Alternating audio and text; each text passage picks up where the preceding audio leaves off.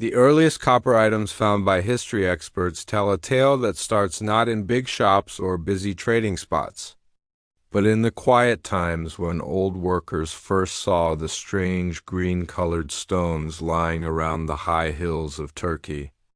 These raw copper lumps, worn from their deep rock homes by thousands of years of natural changes, grabbed the eyes of toolmakers who already knew the skill of chipping flint and carving dark glass. Unlike the weak breaking ways of stone, copper acted differently to hitting.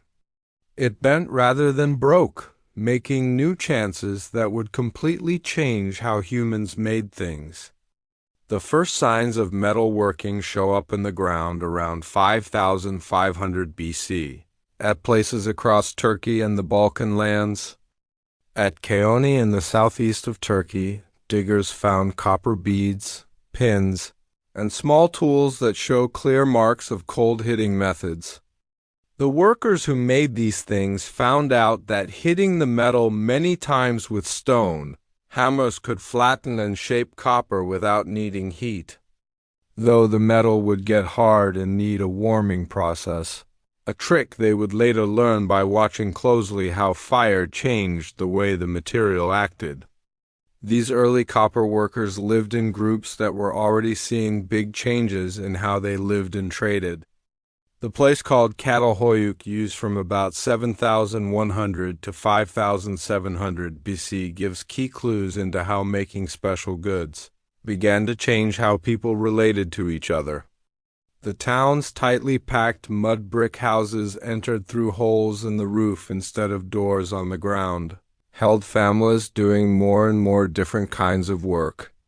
Clues from the ground show separate work areas where dark glass tools were made, cloth was woven, and eventually copper items were crafted. The plan of Chalcolithic itself shows the changing way people were organized during this time. Unlike earlier camps of hunters and gatherers where owned things were usually few and easy to carry, the houses at Chalcolithic held fancy wall paintings, plastered bull heads with real horns, and better goods for the dead. The fact that special copper working tools were in only some houses suggests that knowing how to work metal was not shared equally by everyone in the town. Certain families or groups seem to have held control over getting both the raw stones and the special skills needed to make metal. Changes in the world around them played a big part in pushing these new ways of making things. The time between 5,500 and 4,500 BC saw big shifts in the weather that changed how much food could grow and what things could be found. Facts about old weather from lake mud and deep ice shows that the air got much colder around 5,200 BC, creating what weather experts call the 5.2 kilo-year event. This cooling time shortened the growing seasons across much of Europe and West Asia, forcing groups to make better tools and weapons to keep their ways of living going. The stress on farming caused by the climate created new needs for tough, sharp tools that could cut plant stuff better than the stone ones before them. Copper pokers proved better than bone needles for working with leather, while copper knives keep their edges longer than dark glass blades when cutting tough plant parts. These real uses, added to the fact that copper could bend, made metal tools worth more and more as groups faced limits on what they had. Trade paths grew a huge amount during this time as groups looked for ways to get copper. The way the metal was spread in the earth meant that many towns had to set up trading deals with groups living near copper rocks. Clues from places like Ibanar in Bulgaria, one of Europe's first copper mines, show that digging work was already happening by 5000 BC. The mine holes, some going over 10 meters deep, needed shared work and smart planning that suggests organized mining teams rather than just picking up stones from the ground. The growth of trade paths created new forms of complex living as groups made systems for handling deals over long distances. Standard weights and measures began to show up at sites across the land, showing that trade had become steady enough to need steady ways to measure things. Copper objects themselves often served as goods for trade with special local styles, suggesting that different groups made their own metal traditions while staying in touch with neighbors. The most striking proof of forming social classes appears in the ground at Varna on Bulgaria's Black Sea coast. The Varna graveyard, dating to about 4,600 to 4,200 BC, holds some of the first signs of piling up riches in human history. The cemetery's most famous grave, known as Grave 43, held the bones of a middle-aged man along with over 990 gold objects weighing more than 1.5 kilograms of costly metal. The burial goods included a gold-handled copper axe, gold shapes that once made clothes look nice, and many gold bits that would have made an amazing show for the eyes. The Varna graves show a society where having metal goods had become a main sign of standing in the group. The cemetery holds clear proof of social ranking, with some graves having fancy sets of copper tools, gold bits, and foreign goods, while others held only simple clay pots or had nothing at all. The presence of empty graves, symbolic pits holding rich sets of things, but no human bones, suggests that some people had reached such high standing that their place in the group could be honored even when they were gone. The technical skill needed to make the Varna grave goods shows that knowing metal had moved forward a lot by this time. The copper axes found in the richest graves show signs of both hitting and pouring methods, suggesting that workers had found out how to melt copper and pour it into shapes. This stood for a big technical jump from the earlier cold-hitting ways, needing not only higher heat but also the making of special ovens and shaping methods. The gold objects from Varna show another key step, seeing precious metals as different from useful copper. While copper's worth came mostly from its useful pros over stone tools, gold's pull lay in its pretty looks and ability to stay shiny. The fancy gold crowns, bracelets, and clothes bits found in the richest graves served no real use, but made strong visual signs of their owner's high place. Crowding people added to the growth of metal making during this time. Surveys of the ground show that the number of people living in one place grew a lot across Southeast Europe and Turkey between 5,500 and 4,500 BC. More people needed more tools for farm work, preparing food, and making goods, creating a steady need for metal objects. The bigger scale of making things is seen in the ground through the look of bigger copper working spots and larger piles of metal waste at living sites. The social meaning of these population changes went beyond simple buying and selling ties. Bigger groups needed more complex systems of getting along, including ways for sharing things, fixing fights, and leading shared tasks.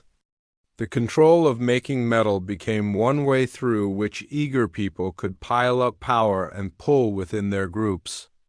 Clues from sites like Hranja in Romania and Karanovo in Bulgaria show that copper working groups made better and better living plans during this time. Houses were set up around central yards where shared tasks including working metal took place. The placing of workshops near town centers suggests that metal tasks had gained social meaning beyond their money value. The new ideas of this time went beyond metal to include related crafts and jobs. The making of high-heat ovens for melting copper helped advances in making pots as clay workers learned to reach higher firing heats and make tougher vessels. The same groups that started copper working often made special pottery styles that spread through trade paths, creating widespread layers that help experts track cultural ties across huge lands. Local differences in copper working ways began to show up as different groups made their own ways to handle metal. The Balkans became known for smart pouring ways, while Turkish workers were best at making pretty copper objects with detailed surface work. These local skills created helpful trade ties as groups swapped their special products for goods made somewhere else. The time's new ideas also changed how armies were set up and how fights happened. Copper weapons, while not hugely better than their stone cousins in cutting ability, offer big pros in toughness and fixing. A damaged copper spear tip could be fixed, while a broken dark glass blade needed a full replacement. This real need became more and more important as groups put more wealth into war gear and needed to keep their stores over long times. The technical bases set up during the earliest copper working time created the setting for new social tests in Southeast Europe. Between 4,500 and 4,000 BC, the rich river valleys and coastlands of the Balkans saw the rise of towns that dwarfed anything seen before in Old Europe. These groups stood for a big break from the small villages that had marked earlier farming societies, growing into complex city centers that would not be matched in size until the rise of Bronze Age power centuries later. The Cucuteni Tripilia culture reaching across lands in modern-day Romania, Moldova, and Ukraine reached numbers of people that challenged what we thought were limits for old times. Digs at Talyanki, located in central Ukraine, showed a town covering over 335 hectares with a guest population of 15,000 people at its top around 4,100 BC. The site's plan, built up again through scanning and digging, shows over 1,600 single buildings set in rings around a central square. Each ring holds special areas where different craft tasks took place with metalwork, making pots and cloth making taking up set parts of the town. The houses themselves showed the smart planning that marked these giant towns. Built using a special wood and mud way with timber frames, the buildings usually measured 8 to 12 meters long and held many rooms with special uses. Ground floors served as workshops and storage spots, while upper levels gave living space for big families. Clues from the ground show that many houses held ovens built just for firing pots, suggesting that making ceramics had become a home-level job rather than a special craft done by a few people. The pottery made by Cucuteni Tripilia workers stands for one of old Europe's most smart clay traditions. The special vessels, marked by detailed spiral and shape patterns painted in black and red on cream, colored backgrounds needed many firing steps and exact heat control to get their look. The detail of the art suggests that pottery had moved past its purely useful roots to become a way for artistic showing and group pride. Standard pot shapes found across many sites show that making them followed set patterns, possibly run by craft groups or family shops that kept steady quality levels. The size of pottery making at these towns was huge. Digs at Nebelivka in Ukraine found pottery ovens able to fire hundreds of pots at the same time, while trash piles hold millions of clay bits showing thousands of whole vessels. The sheer amount of pottery trash suggests that making ceramics had become like a factory to a level not seen elsewhere in old Europe. Tests of clay sources show that raw stuff was moved from pits located up to 50 kilometers away needing organized getting systems and possibly special moving teams. Along with the blooming of the Cucuteni Tripilia towns, the Black Sea coast regions saw the rise of the Varna culture, which would reach metalworking new ideas that beat developments happening anywhere else in the world.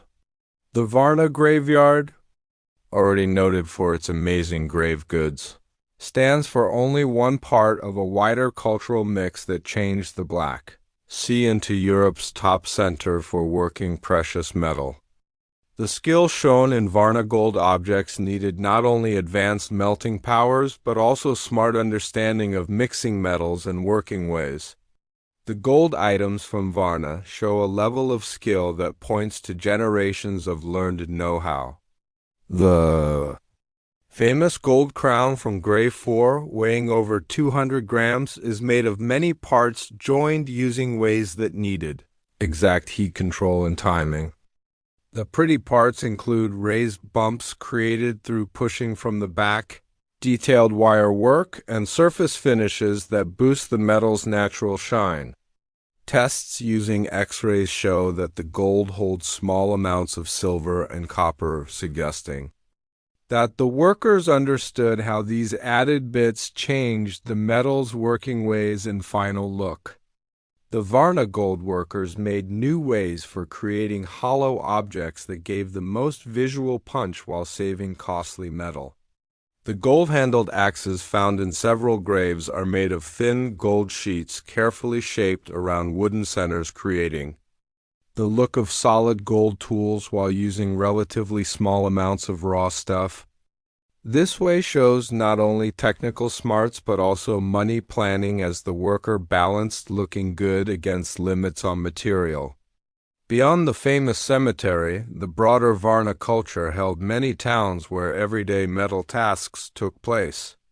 At Chalcolithic, located on Bulgaria's northern coast, diggers found workshops holding melting pots, air pipes, and waste piles that show regular copper and gold processing. The work areas were placed near the town's edge, possibly to lower fire risks to living areas, but stayed part of the community's daily life rather than being cut off in special factory zones.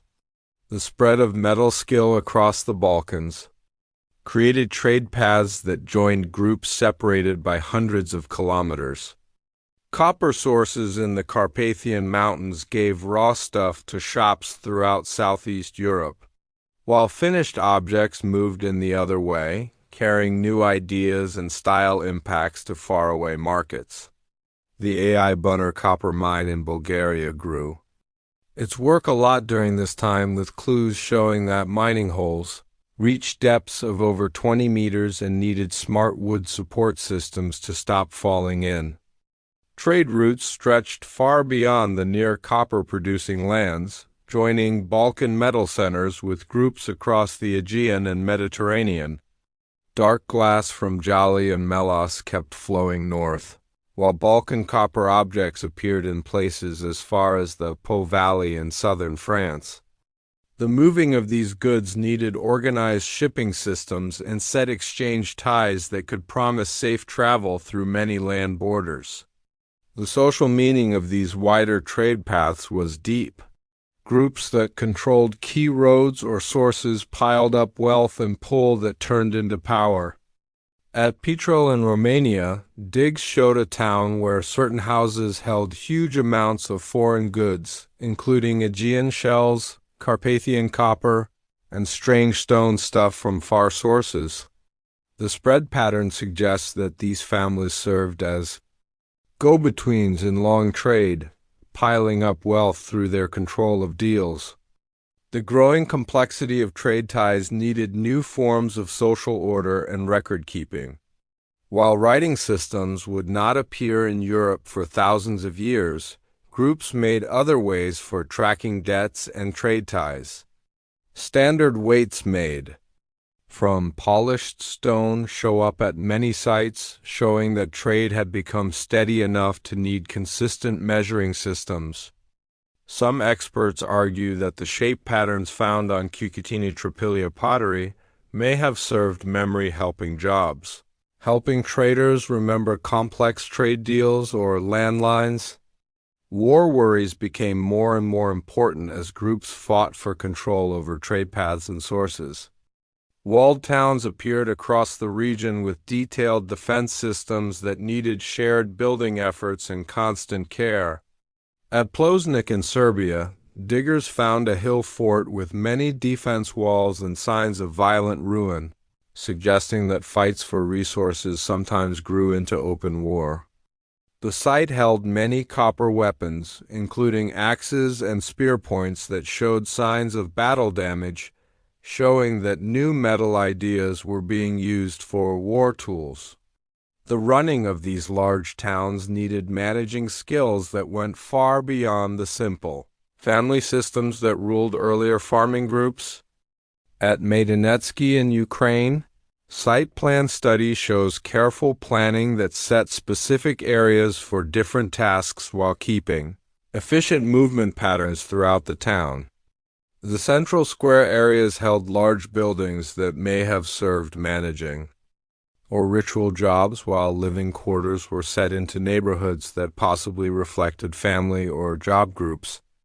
Proof for emerging social ranking appears throughout the ground record of this period.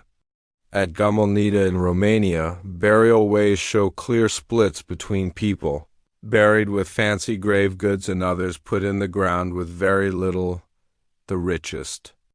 Graves held not only local copper and gold objects, but also foreign stuff that showed the dead person's part in long trade paths. These burial patterns suggest that piling up wealth had become something passed down with high-status families, keeping their places across many generations. The new technical ideas of this period went beyond metal to include many other crafts and industries. Cloth making reached new levels of skill as shown by the fancy loom weights and spin tools found at living sites throughout the land. Chemical tests of cloth marks on pottery shows that growing flax had become common, giving raw stuff for linen, making that added to the wool got from tame sheep and goats. Farming grew stronger along with the growth of large towns as higher numbers of people needed better food-making systems. Plant clues from Cucutini Tripilia sites shows mixed crop sets that included wheat, barley, millet, and beans, suggesting that farmers had made turning systems that kept soil good while getting the most food. The presence of large storehouses at these towns shows that groups were making big farm extras that could feed specialists who didn't grow food. The weather during this time generally helped farming grow and people numbers rise. Old weather. Maps show that temperatures were slightly warmer than today's levels, while rain patterns gave enough water for growing crops across much of Southeast Europe. These good conditions helped the people expansion that made large towns possible, but they also created weak spots that would later add to the culture's fall. Around 4200 BC, signs of stress began to appear across the Balkan Copper Age societies. At many Cucutini Tripilia towns, diggers have noted times of house burning that appear to have been on purpose rather than by accident. The burnt buildings were usually left alone rather than rebuilt, suggesting that these events marked the end of living there rather than temporary setbacks. The reasons for these burning times remain argued with guesses ranging from ritual habits to defense steps against coming enemies. Pressures from the natural world may have added to the shaking of these complex societies. Old weather data shows that the period around 4200 BC saw big climate worsening across much of Europe and West Asia. The 4.2 kilo-year event, as weather experts call this time, brought cooler temperatures and less rain that would have stressed farming systems used to the older, warmer conditions. Lower crop amounts could have hurt the money bases that supported large people crowds and special craft making. The clues from the ground from this time show growing signs of fights and social breakups. Walled towns became more common, while signs of violent ruin appear at many sites. At Varna itself, the famous cemetery appears to have been left around 4000 BC, with no similar burials dating to later times. The vanishing of such amazing wealth suggests that the social systems that had made extreme inequality may have crashed or been purposely taken apart. Using up resources may have played a role in the fall of Balkan Copper Age societies. The heavy mining work at sites like Ai Bunner had taken out large amounts of high-grade rock. And it is possible that the most easy-to-get deposits were becoming empty. The need to get ore from deeper holes or lower-grade sources would have raised making costs and possibly broke the money ties that had kept the metal industry going. The population crash that hit many Balkan towns during this time was dramatic and wide. Sites that had held thousands of people were left alone with groups, either spreading to smaller towns or moving to entirely different lands. The giant towns of the Cucutini Tripilia culture vanished completely, leaving behind only traces in the ground of their former greatness. This population shift marked the end of Europe's first test with city-scale groups, and similar crowds of people would not show up again in the region until the Romang time. The fall of the Balkan giant towns around 4000 BC happened at the same time as a striking change occurring in the river plains between the Tigris and Euphrates rivers. While European groups struggled with falling numbers and social breaking, Mesopotamian societies were starting on an entirely different path that would set up the world's first true city centers.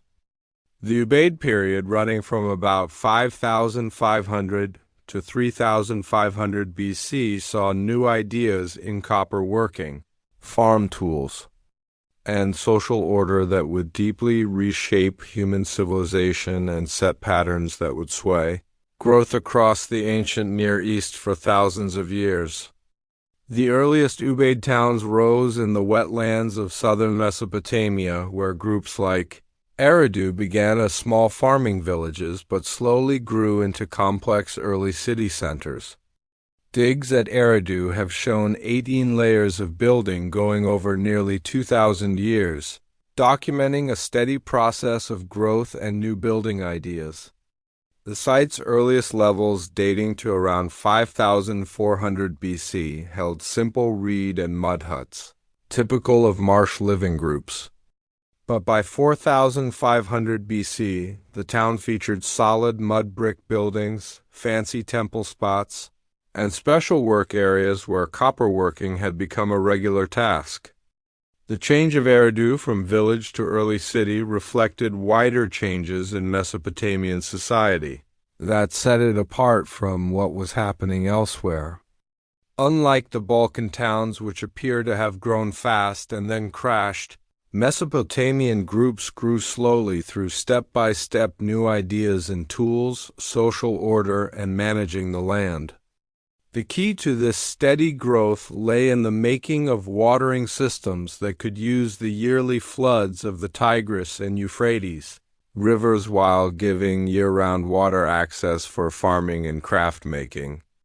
The water networks that rose during the Ubaid period stood for building feats of new complexity. At sites like Yor and Uruk, diggers have tracked canal systems stretching dozens of kilometers from the main river paths, complete with flow gates, settling pools, and drain paths that stopped soil from getting too salty.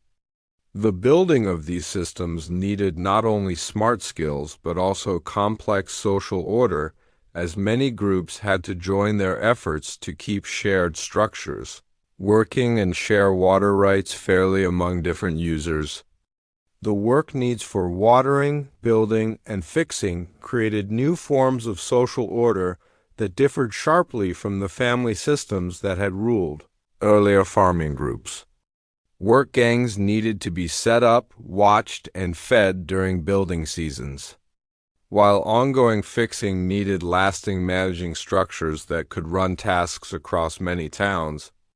Clues suggest that temple spots served as the organizing centers for these tasks, with religious leaders taking charge for managing the practical parts of water farming. Copper working grew a lot within this setting of rising social complexity and tool ideas. The Ubaid period saw the setting up of special shops at sites like Eridu and Tel Arpachia, where workers made new ways for melting, pouring, and finishing metal objects. These shops were usually placed near temple spots, suggesting that making metal had gained religious meaning beyond its purely money uses. The link between metal work and religious power would become a defining mark of Mesopotamian civilization, with temples serving as centers for new ideas and special crafts.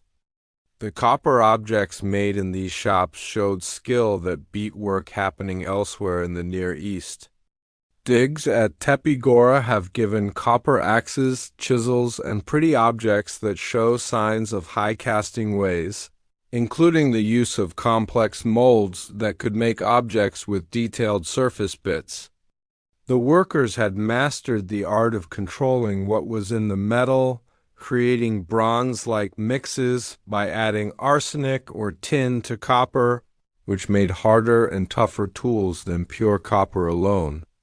The shop areas at these sites show the size and order of Ubaid metal making. At Tel Sawan in central Mesopotamia, diggers found a copper working spot that included many ovens, large waste piles, and hundreds of finished and partly done objects. The shop's plan suggests that making things followed set steps with different areas marked for specific stages of the making process. Raw stuff was handled in one part, while pouring, finishing, and checking quality took place in nearby areas under the eyes of master workers. The want for copper objects during the Ubaid period stretched far beyond useful tools to include a wide range of decorative and ritual items. Temple lists rebuilt from later wedge-writing texts, but likely showing earlier habits, included copper pots, statues, and building parts that served religious jobs. The famous copper picture from the Ubaid temple at Al-Ubaid, dating to around 3500 BC, shows a lion-headed eagle holding two deer, showing the smart artistic powers that Mesopotamian metalworkers had reached by the end of this time. The growth of copper working created new needs for raw stuff that could not be met by local sources. Mesopotamia's river plains hold no metal rocks, forcing groups to set up trade ties with copper-producing lands in Turkey, the Zagros Mountains, and the Arabian lands. These trade paths became more and more complex during the Ubaid period, with clues showing regular contact between Mesopotamian towns and groups hundreds of kilometers away. The Ubaid spread, as experts call the flow of Mesopotamian cultural impacts during this period, reached across much of the northern Persian Gulf region and into the Zagros Hills. Sites like Tepe Gora in northern Iraq and Susa in southwestern Iran show clear signs of Mesopotamian touch in their pottery styles, building ways, and metal habits. This cultural spread appears to have been driven mostly by trade ties rather than war conquest, as groups took on Mesopotamian new ideas while keeping their own distinct cultural selves.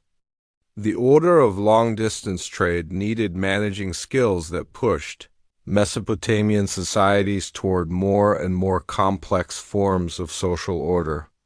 Clues suggest that temple leaders took charge for managing trade ties, using their religious power to promise the honesty of deals and the quality of goods. The making of standard weights and measures during this period shows the need for consistent systems that could help exchange ties across cultural borders.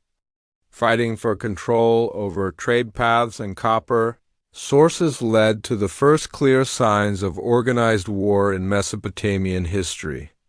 The site of Tel Sawan, placed strategically on the Tigris River north of Baghdad, was circled by a huge defense wall during the late Ubaid period, complete with towers and gates that could control entry to the town. The wall's building needed huge labor input and suggests that the group faced big military threats from rival groups seeking to control river traffic and trade paths. Similar forts appeared at other key spots throughout Mesopotamia during this period, showing that war had become a regular part of how towns related. At Tepe Gora, diggers found signs of violent ruin followed by fast rebuilding, suggesting that the town felt repeated attacks, but had enough stores to bounce back from military setbacks. The presence of copper weapons, including spear points, axes, and club heads in ruined layers, shows that new metal ideas were being used for war tools. The proof for organized war during the Ubaid period includes not only forts and weapons, but also changes in town patterns that show safety worries. Many groups moved to safe spots on high ground or built their buildings in tight plans that could be more easily defended. The famous Eye Temple at Tel Brak in northern Syria, dating to the late Ubaid period, was circled by a huge wall that closed in not only religious buildings but also workshops, storage spots, and living areas, creating a strong complex that could hold out against long attacks.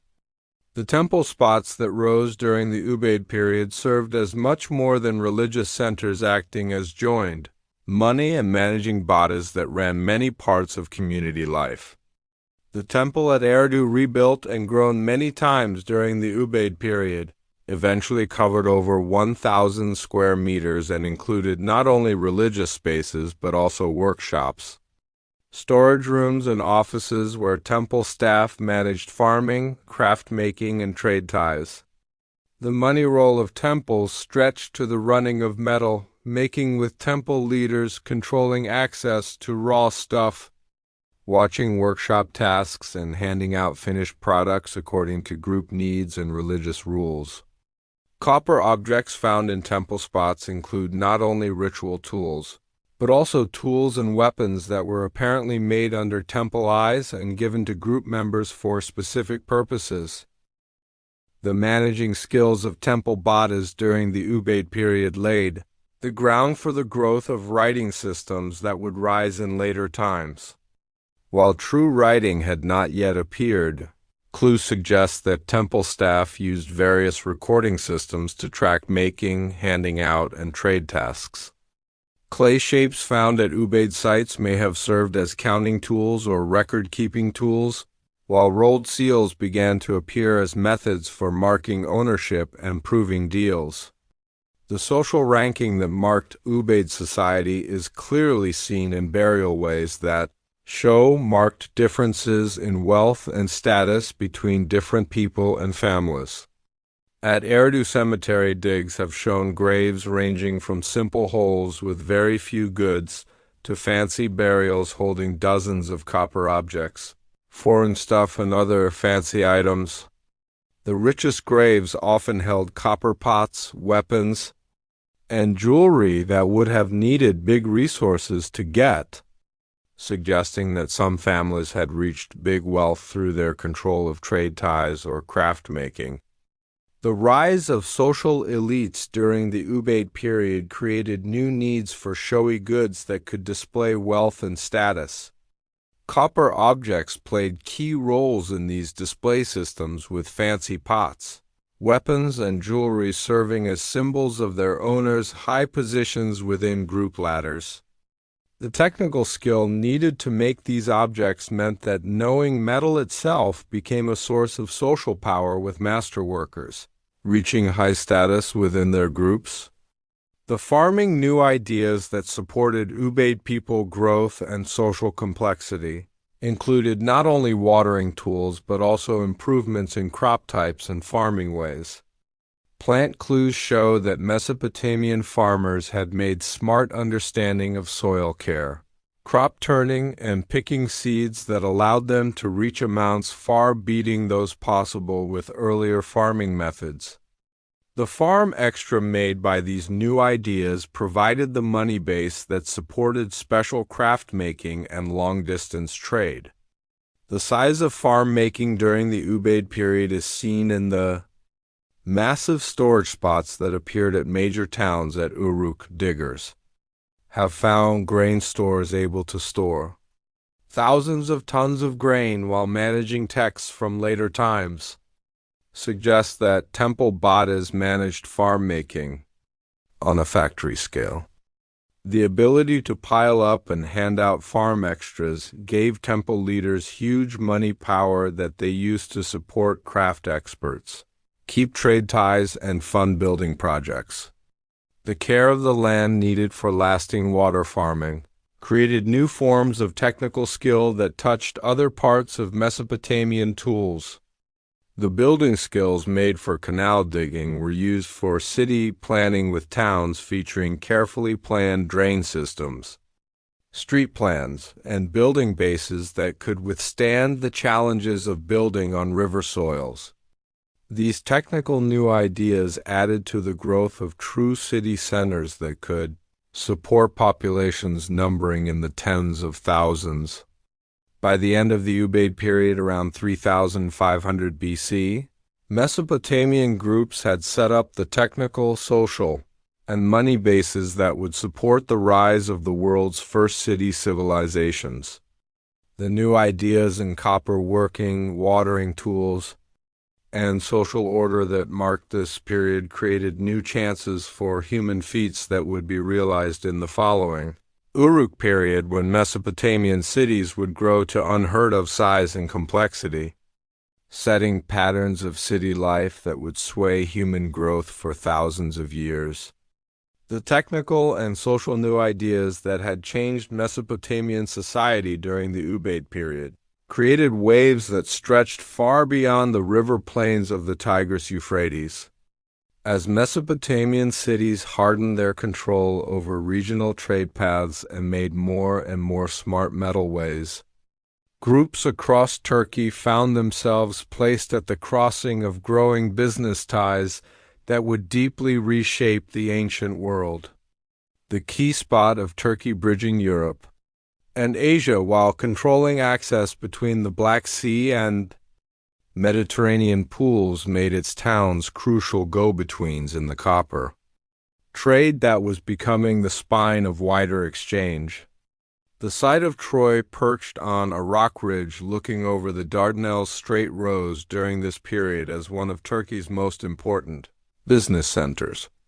The earliest levels of Troy, dating to about 3500 BC, show a walled town covering roughly 9,000 square meters, protected by huge stone walls that used smart building ways borrowed from both European and Near Eastern traditions. The town's builders made these walls using carefully fitted limestone blocks weighing several tons each, needing shared labor efforts and building skill that reflected the group's growing wealth and key importance. The houses within Troy show the riches that sea trade was bringing to Turkish groups. Unlike the simple square structures that marked most towns of the time, Trojan buildings featured complex multi-room plans with stone bases supporting wood-framed upper stories. Digs have found fireplaces fit with smart air systems, storage areas designed for bulk goods, and workshop spaces where copper objects were made using ways that mixed local habits with new ideas brought from far lands. The metal workshops at Troy made objects that show amazing technical skill, including copper axes with complex handle systems, pretty pins with detailed decorative bits, and vessels that needed advanced understanding of metal flow and cooling speeds. Chemical tests of copper items from the site shows that Trojan workers were working with ores from many sources, including rocks in the Taurus Mountains to the south and the Pontic Ranges to the northeast. This mix of raw stuff suggests that Troy had set up trade ties spanning hundreds of kilometers, placing the town as a hub for moving metals throughout the eastern Mediterranean. The key value of Troy's spot became more and more clear as sea tools moved forward during this period. The Dardanelles Strait, barely 1.5 kilometers wide at its tightest point, created a natural choke point where groups could control ship traffic between the Aegean and Black Seas. Clues suggest that Troy owned port spots able to hold the wooden ships that were becoming the main way of long transport across the eastern Mediterranean. these ships rebuilt from broken bits found at coastal sites. Throughout the region usually measured 15 to 20 meters long and featured shallow bottoms that allowed them to sail both open waters and river systems. The growth of these sea powers needed new ideas that went far beyond simple boat building. Sailing ways had to be made that could guide ships across open water without modern tools, relying instead on careful watching of star movements, wind patterns, and coastal marks. Clues from sites like Poliokni on Lemnos and Thermi on Lesbos suggest that coastal groups were setting up networks of signal fires and mark structures that could guide sailors through dangerous paths during both day and night times. The growth of sea trade created new needs for port works that changed coastal towns throughout the region. At Levant Tepe on the Turkish coast, diggers have found stone-built docks and wave break systems dating to this period, complete with tying posts and storage spots designed for handling bulk loads. The building of these spots needed building skill that mixed knowledge of local tide patterns with understanding of stone workways taken from both building and metal traditions. The riches made by sea trade drew the eyes of groups throughout Turkey, leading to the start of many towns placed to take advantage of growing trade chances. At Baysa Sultan in southwestern Turkey, digs have shown a big town that rose around 3200 BC, featuring defense walls, large storage buildings, and workshop areas where copper objects were made for sending to coastal markets. The site's pottery sets include vessels, clearly designed for transport and storage with standard sizes that suggest the growth of systematic trading ties. The most amazing proof of Turkish riches during this period comes from the Arslantepe complex in eastern Turkey, where digs have shown one of the ancient world's earliest examples of huge buildings linked to one central power. The site's main building, built around 3350 BC, covered over 1,000 square meters and featured elaborate decorative bits, including wall paintings, carved stone pictures, and building details that needed skilled workers working under one boss. The Arslantepe complex stands for a deep change in Turkish social order, marking the shift from family-based groups to rank societies able to gather large labor forces for building projects. The building's plan included office areas fit with clay seal marks and standard storage pots, suggesting that the site's rulers had made office systems for managing money tasks across their lands. These office new ideas matched developments happening in Mesopotamian cities, but changed to local conditions and cultural likes. The proof for central control at Arslantepe stretches beyond building to include the managing of metal making on a huge scale. Workshop areas within the complex held ovens able to process large amounts of copper ore, along with molds for making standard tool types that could be handed out throughout the region. Chemical tests of waste piles shows that the site's metal workers were processing ores from many sources at the same time, creating mixes with specific traits made for different uses. The office systems that rose at Arslantepe included smart ways for tracking, making, and handing out tasks. Clay seals found throughout the complex bear marks from rolled seals showing various animals, shape patterns, and human figures that may have named specific bosses or making units. The standardization of these seal systems suggests that rulers had made office steps that could manage complex money ties across wide lands.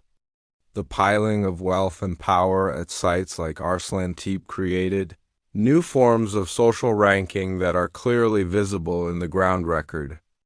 Elite graves from this period contain sets of copper objects, foreign stuff, and fancy goods that show the huge resources that successful leaders could gather. At Alaka north of Ankara, royal tombs dating to around 2500 BC held copper and bronze vessels, weapons dressed with precious metals, and ritual poles that would have served as symbols of political power during public shows. The weapons found in these elite spots reveal the war sides of rising political fights in Turkey. Copper and bronze axes, maces, and spear points show signs of actual fight use, while their fancy decorative bits suggest that they also served ritual jobs during peacetime. The standardization of weapon types across many sites indicates that Turkish groups were making common war tools, possibly through shared training traditions or alliance ties. The growth of Turkish political units led to rising fights for control over trade paths and resource sources, creating conflicts that are noted in ruined layers at many sites throughout the region. At Kululu, digs have shown signs of violent ruin around 2700 BC, followed by rebuilding that used stronger defense features and different building styles. The ruined trash held many copper weapons and arrowheads, suggesting that the site had been taken through military attack rather than left voluntarily. Similar ruin times appear at sites throughout Turkey during this period, creating a pattern of fight and rebuilding that reflects the striving ways of rising state systems. At Kanish, one of Turkey's most important business centers, many ruin levels show repeated times of war that broke trade tasks, but never completely wiped out the site's business value. The toughness of these trading centers shows the money value of keeping commercial ties, even during times of political shakiness. The talks between nations that grew between Turkish powers created new forms of regional help that added to the striving ways of trade and war. Clues suggest that groups set up formal pact systems that could give shared support during war crises, while helping business ties during peacetime. Standard pottery styles and metal ways that appear at the same time at distant sites may reflect these talk connections. As allied groups shared new ideas and cultural habits, the pull of Turkish business networks stretched far beyond the immediate region, connecting groups across the eastern Mediterranean with resource sources and markets in both Europe and the Near East. Copper objects made in Turkish workshops have been found at sites throughout the Aegean, while Mesopotamian rolled seals appear in Turkish spots, showing the wide reach of these trade ties. The moving of these goods needed smart moving skills that could coordinate shipping times, manage money swaps, and fix fights between merchants from different cultural backgrounds. The technical new ideas that supported this growth of trade included developments in metalworking that made increasingly smart copper mixes. Turkish workers found that adding specific amounts of arsenic, tin, or antimony to copper could create metals with better hardness, rust-fighting, or working ways. These new ideas needed careful testing with ore sources and melting ways, suggesting that knowing metal was becoming increasingly special and closely guarded by master workers. The social meanings of these technical steps went beyond simple improvements in tool quality to include deep changes in money ties and political power. Groups that controlled access to advanced metal ways could make better weapons and tools, giving them big edges in both military fights and business striving. The piling of technical skill at major centers like Arslantepe and Troy created needs that smaller groups had to handle carefully to keep their access to key metal goods. The environmental tests that hit Turkish groups during this period included both natural disasters and human-made changes that touched settlement patterns and money tasks. Volcano blasts in central Turkey laid ash layers that are seen in ground spots while weather shifts touched farm output and water access. These natural pressures added to the striving ways that marked the period. as groups fought for access to the most productive farm areas and steady water sources. The population growth that went with money riches created new pressures on farm systems that needed new answers. Clues indicate that Turkish groups made step farming systems, water networks, and deep growing ways that could support larger populations than had been possible with earlier farming methods. These farm new ideas needed shared labor efforts and technical skill that matched the organizing powers being made for metal making and long trade. The cultural swaps that came from grown trade ties brought new artistic traditions, religious habits, and technical new ideas that changed Turkish society. Pottery styles, building ways, and pretty patterns that started in distant regions were changed to local likes and conditions, creating mixed cultural forms that reflected the worldly nature of major trading centers. These cultural new ideas added to the growth of distinct Turkish selves that would sway the region's growth for centuries to come. While Turkish trading centers bloomed as go-betweens in the growing Mediterranean copper networks, the groups along the Nile River were making their own distinct ways to metalworking and social order that would ultimately beat their peers in both scale and smarts. The pre-dynastic period in Egypt running roughly from 4000 to 3100 BC saw changes that matched developments elsewhere in the ancient world while following uniquely Egyptian paths shaped by the river valleys, distinct land, weather, and resource spread. The earliest proof of steady copper use in Egypt appears in the ground around 3800 BC when groups in Upper Egypt began setting up trips to the eastern desert's copper rocks. These mining trips stood for a big break from the casual picking of surface ores that had marked earlier metal tasks at Timna, located in what is now southern Israel. But then within Egypt's reach of pull, diggers have found huge mining spots featuring deep holes, or processing areas and temporary towns that housed hundreds of workers during active mining seasons. The order of these mining trips needed managing skills that went far beyond anything previously seen in Egyptian society. Writings from later periods describe the moving challenges involved in carrying work crews, tools, food supplies, and water across the desert to far mining spots, then returning with processed ore and finished copper objects.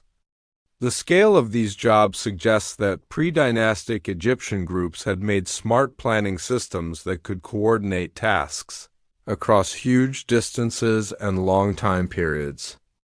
The copper rocks of the eastern desert presented both chances and tests that shaped Egyptian metal growth. Unlike the easily reached surface rocks that had supplied earlier copper working groups, the Egyptian sources needed deep digging through hard rock forms. Mining crews used fire-setting ways, heating rock faces with wood fires, then cooling them fast with water to create cracks that could be used with copper and stone tools. The waste piles at these sites hold thousands of broken hammer stones, copper picks, and wooden tool handles that show the huge labor investment needed for or getting. The processing of copper ore at these far spots needed the transport of fuel, helping stuff, and technical skill across hundreds of kilometers of desert land. Digs at mining sites have shown smart melting spots with many ovens, air pump systems, and waste dump areas that show constant work over long periods. The ovens themselves were built using local stone and clay, but their designs used technical new ideas that kept heat in and made or breaking better. The few copper sources open in the Sinai lands gave extra tests and chances for Egyptian metalworkers. The rocks at Sarabat el-Qadim and other Sinai spots held high-quality ores, but the far spots and harsh natural conditions made using them extremely hard. Egyptian mining trips to these areas needed careful joint work with local Bedouin crowds who controlled water sources and travel paths. Clues suggest that these ties grew from simple money swaps to more complex deals that gave Egyptian leaders semi-permanent access to mining lands. The copper objects made using ores from these far sources show technical smarts that reflects both the quality of raw stuff and the skill of Egyptian craftsmen. Tools and weapons found at pre-dynastic sites show signs of advanced mixing ways, with copper being joined with arsenic, antimony, and eventually tin to create metals with better hardness and toughness. The steadiness of these mixed makeups across different sites suggests that Egyptian metal experts had made set steps for ore processing and metal making. The role of copper tools in Egyptian building projects became more and more important as groups took on more eager building goals.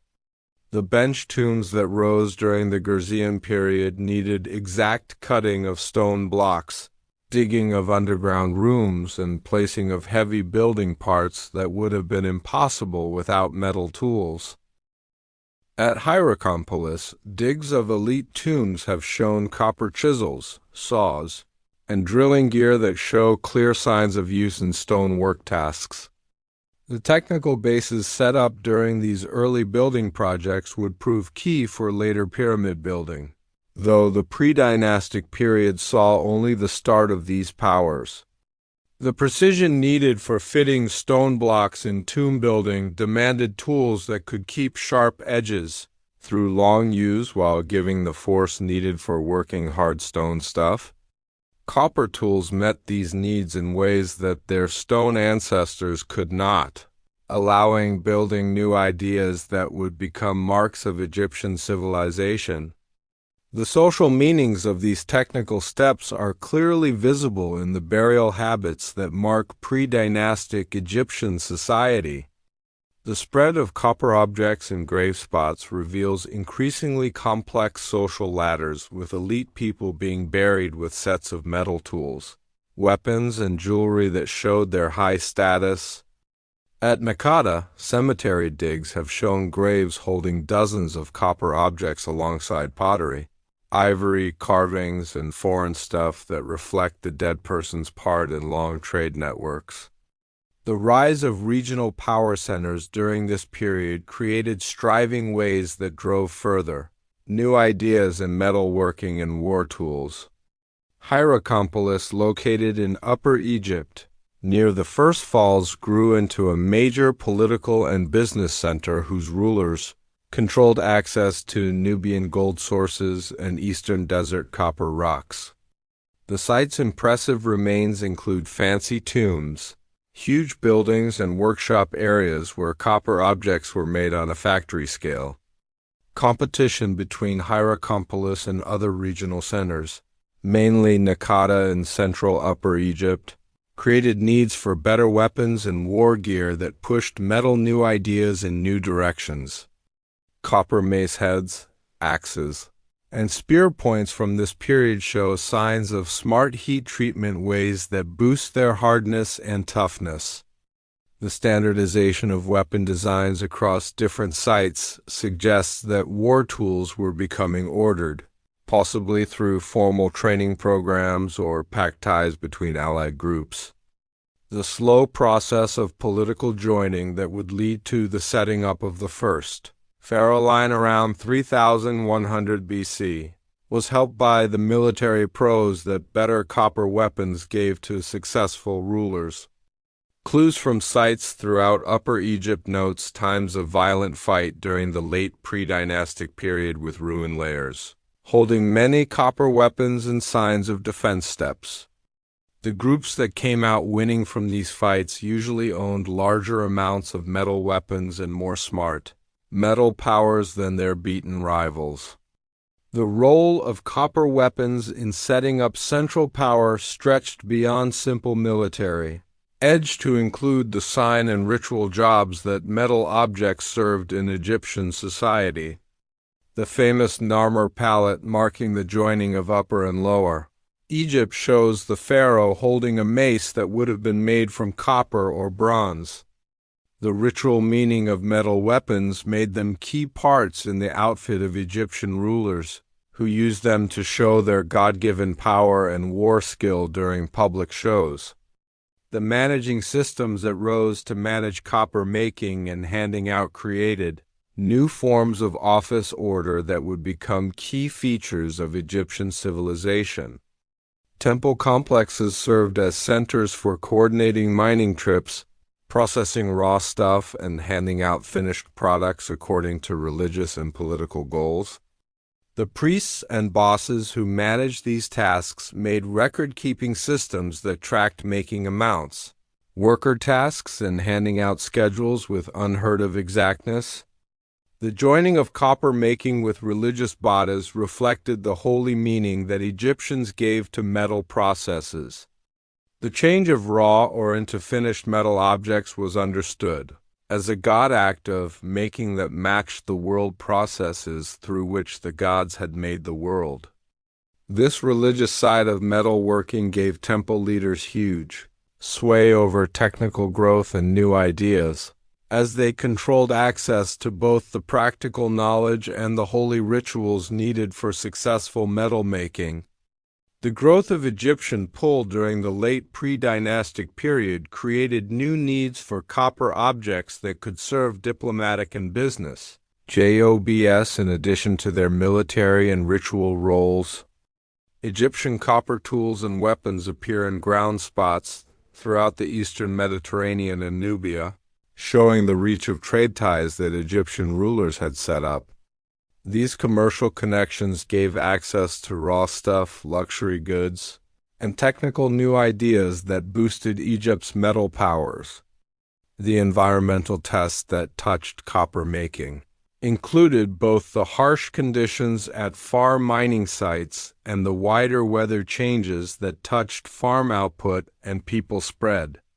The eastern desert's extreme temperatures, limited water sources, and hard land made mining operations dangerous and costly, needing careful planning and big resource input.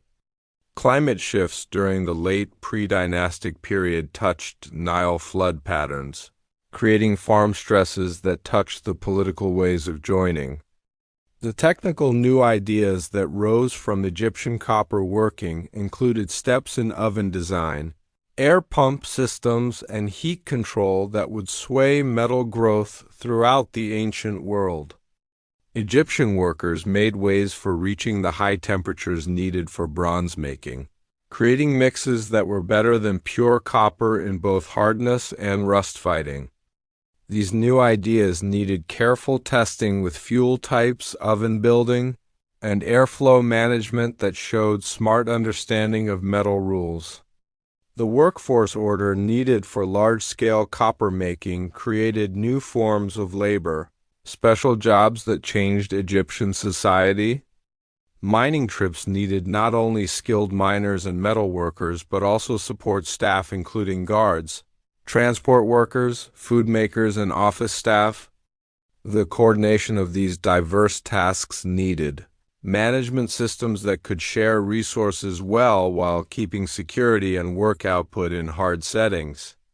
The sway of copper tools on Egyptian artistic growth is seen in the smart decorative objects that appeared during the pre-dynastic period.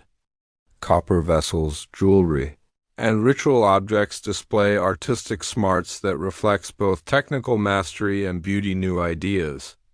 The softness of copper allowed workers to create complex forms and surface decorations that would have been impossible with stone or clay stuff, adding to the growth of distinct Egyptian artistic traditions.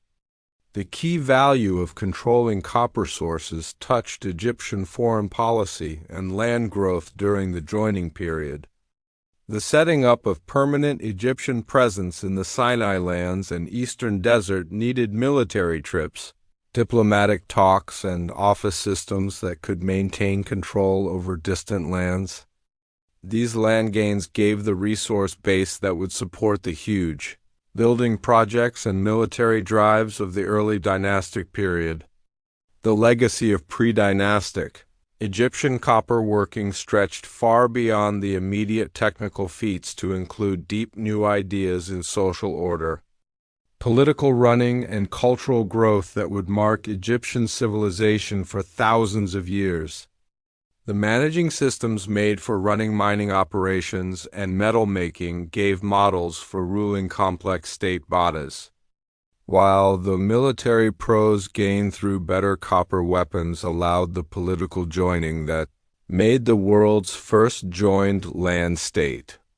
While Egyptian rulers hardened their control over copper sources in the eastern desert and Sinai lands, an equally amazing but deeply different civilization was rising in the floodplains of the Indus River system. The Harappan civilization, spanning lands across modern-day Pakistan and northwestern India, made city planning ideas and metal standards that beat contemporary feats elsewhere in the ancient world. Unlike the monument-building pharaohs of Egypt or the temple-centered bosses of Mesopotamia, the Harappan people made cities that put useful work, public health, and systematic order over huge displays. The earliest Harappan towns rose around 3300 BC, in the rich river plains where the Indus River and its branches laid rich mud during yearly floods. At Harappa itself, located in the Punjab region, diggers have found signs of planned city growth that began with the careful picking of high ground that could remain safe during flood seasons while keeping access to river transport and farm areas. The site's founders built massive brick platforms that raised the city's core areas, several meters above the surrounding plain, creating a base that could support dense city building while giving safety from seasonal flooding. The city planning rules that ruled Harappan city building stood for new ideas that would not be matched in smarts until the Roman period. At Mohenjo-daro, the civilization's largest known city, digs have shown a grid-patterned street system with major roads running north, south, and east-west crossed by smaller lanes that gave access to living blocks. The main streets measured up to 10 meters wide, enough for wheeled traffic and large animal trains while keeping steady facings that helped finding the way and maximized airflow during the intense summer heat. The living buildings of Mohenjo-daro shows the Harappan promise to standard building ways and public health thoughts. Houses usually featured central yards, circled by rooms of changing sizes with flat roofs that could serve as extra living space during cooler seasons. The buildings were built using standard fired bricks that measured exactly 7 hours, 14 minutes and 28 seconds in ratio, creating block building parts that could be mixed in various ways while keeping structural strength.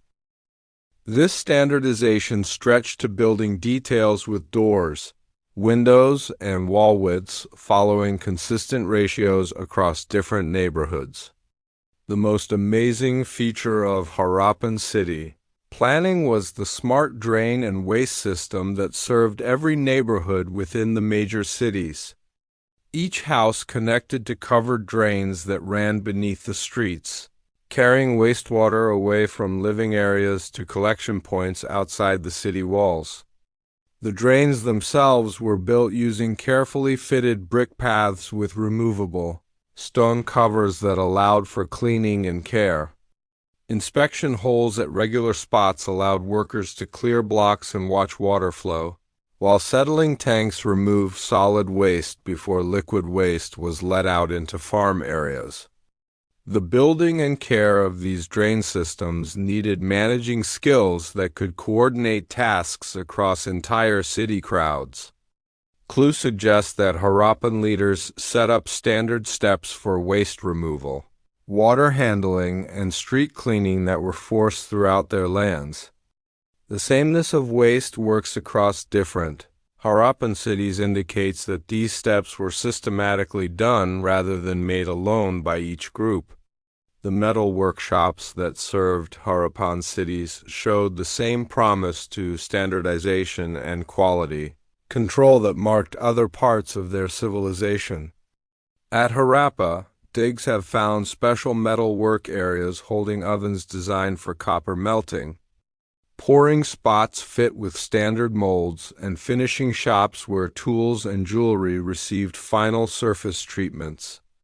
The workshops were placed near the city's edge to lower fire risks, while remaining joined with living and business districts through this street network. The copper tools made in these workshops show remarkable consistency in design sizes and making quality. Harappan axes, chisels, knives, and spear points followed patterns that appear with tiny change at sites separated by hundreds of kilometers. This standardization suggests that Harappan workers worked according to set specs that were kept through formal training systems or guild groups that could ensure consistent quality across different making centers. Chemical tests of Harappan copper objects reveal smart understanding of mix makeup and its effects on toolwork. The workers regularly made bronze by adding tin to copper in ratios that made hardness and toughness best for specific uses. Farm tools usually held lower tin amounts that kept the softness needed for field repairs, while weapons and cutting tools used higher tin amounts that boosted edge keeping and hit resistance. This systematic approach to alloy composition shows technical skill that rivaled contemporary developments in Mesopotamia and Egypt. The raw stuff needed for Harappan metalwork came from sources spread across the Indian landmass and beyond, needing trade networks that stretched from the Hindu Kush Mountains to the Deccan Plateau.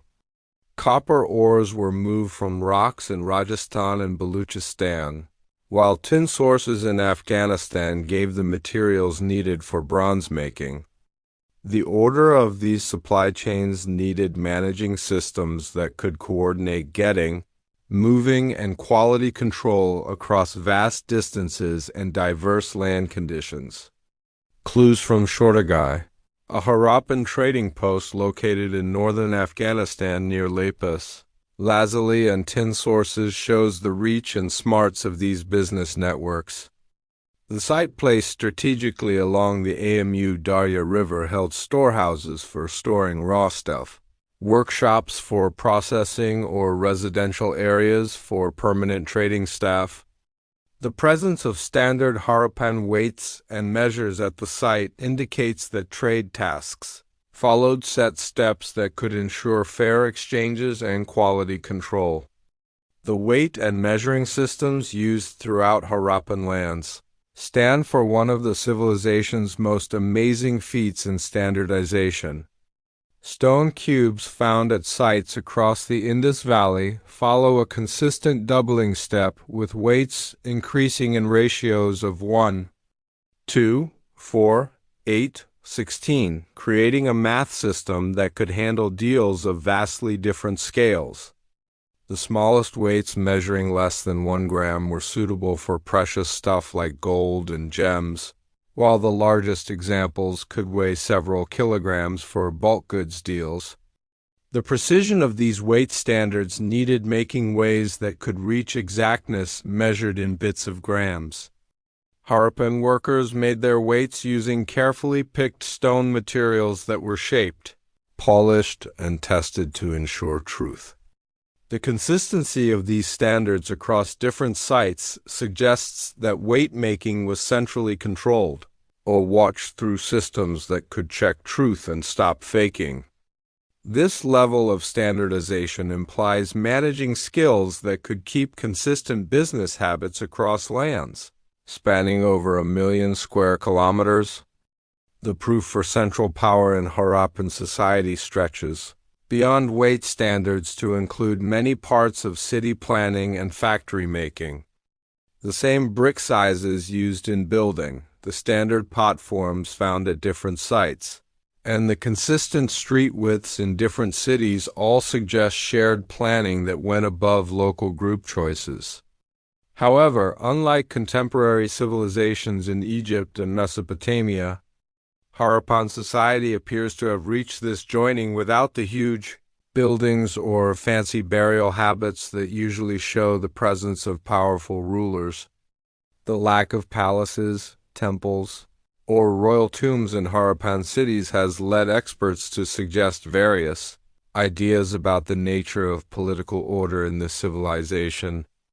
Some scholars suggest that power was shared among merchant guilds or craft groups that could coordinate money tasks without needing central political control.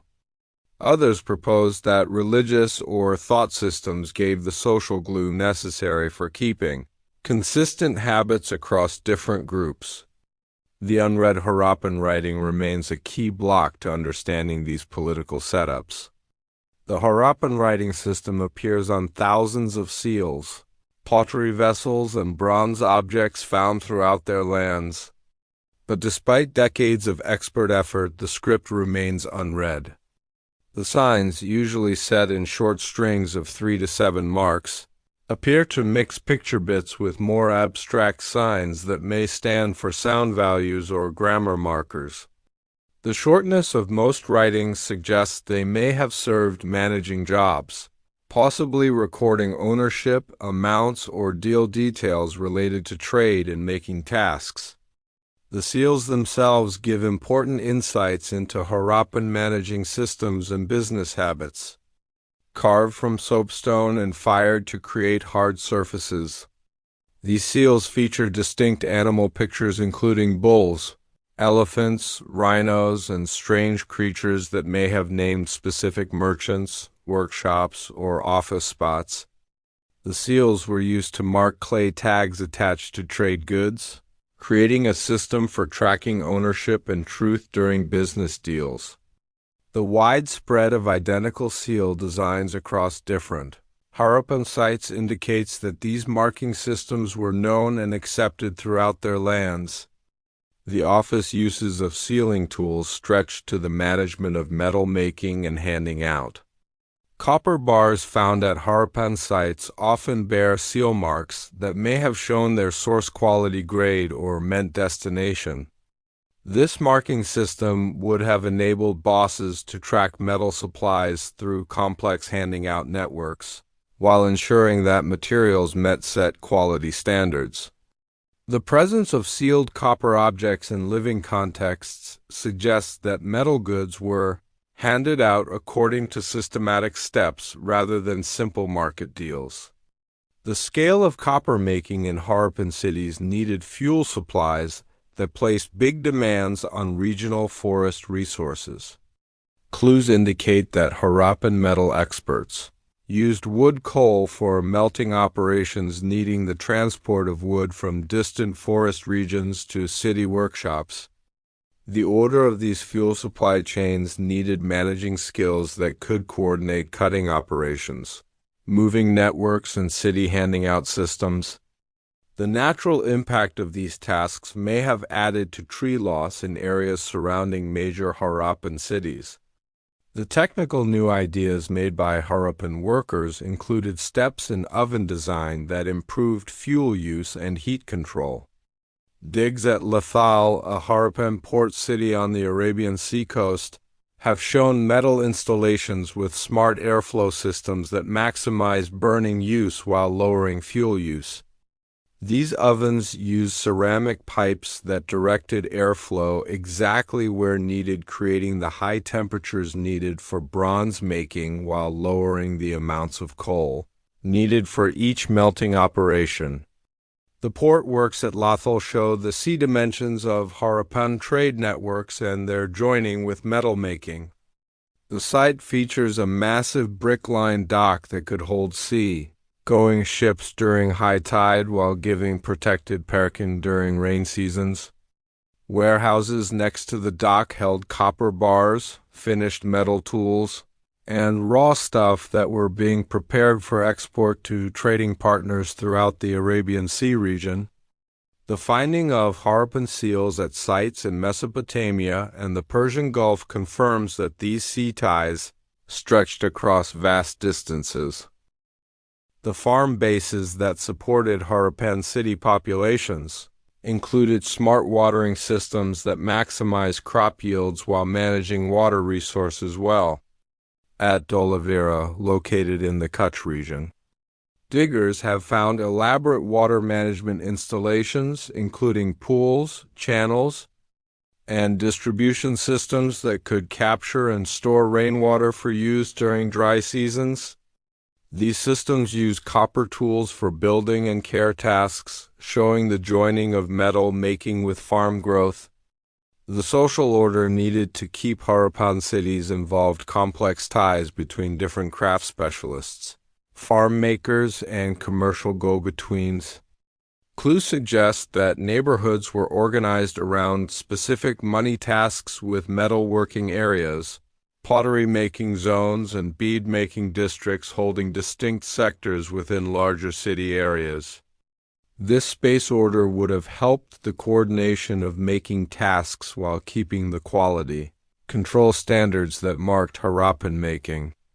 The proof for social ranking in Harappan society appears mostly in different access to luxury goods and better housing rather than through huge buildings or fancy burial habits. Larger houses with more smart comforts, including private wells and elaborate drain ties, suggest that some families own greater wealth and status than others. However, the lack of extreme gaps in grave goods or living building indicates that Harappan society kept relatively equal social structures compared to contemporary civilizations elsewhere. The fall of Harappan civilization around 1900 BC remains one of history's most puzzling problems, with various ideas proposing climate change, river system shifts, or invasion by outside groups as potential reasons. The ground clues show slow leaving of major cities rather than sudden ruin, suggesting that natural or money pressures may have made city life unlivable. The smart metal traditions and city planning new ideas made by the Harappans would sway later South Asian civilizations, though their specific feats would not be matched until much later periods.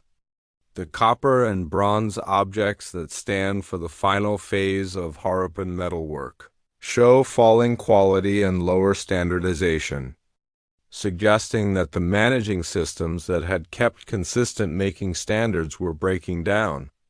This drop in metal quality matches other proof for social and money breakups during the civilization's final centuries, when the amazing feats in city planning and technical standardization that had marked Harappan society for nearly 1,000 years slowly vanished from the ground record. The smart city feats of the Harappan civilization stood for one path of Copper Age growth, but across the vast stretches of Europe, entirely different patterns were rising that would deeply reshape the continent's cultural and technical landscape. While Harappan cities kept their amazing standardization through central managing systems, European groups were seeing a period of unheard-of movement and cultural swap that would hand out copper working knowledge across distances that dwarfed even the huge Harappan trade networks. The Bell-Beaker event, beginning around 2800 BC, stands for one of prehistory's most remarkable examples of fast cultural spread across vast land distances within the span of just a few centuries. A distinct material culture marked by bell-shaped clay pots, copper daggers, stone wrist guards, and standard presets appeared at the same time across lands stretching from the Iberian Peninsula to the British Isles, from the Rhine Valley to the Western Mediterranean islands.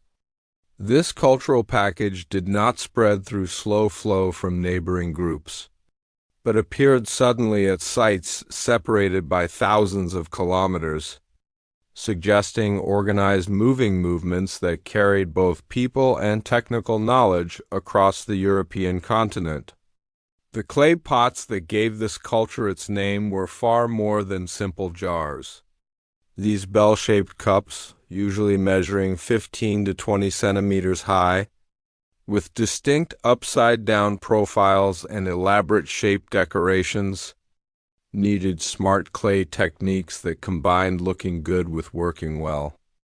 The pretty patterns created using comb-like tools before firing followed standard themes that remained remarkably consistent across different regions while using subtle local changes that suggest individual workers working within set traditions. Chemical tests of clay sources indicates that these vessels were not trade items made in central workshops, but were made locally by workers who had learned standard techniques that could be copied using available materials.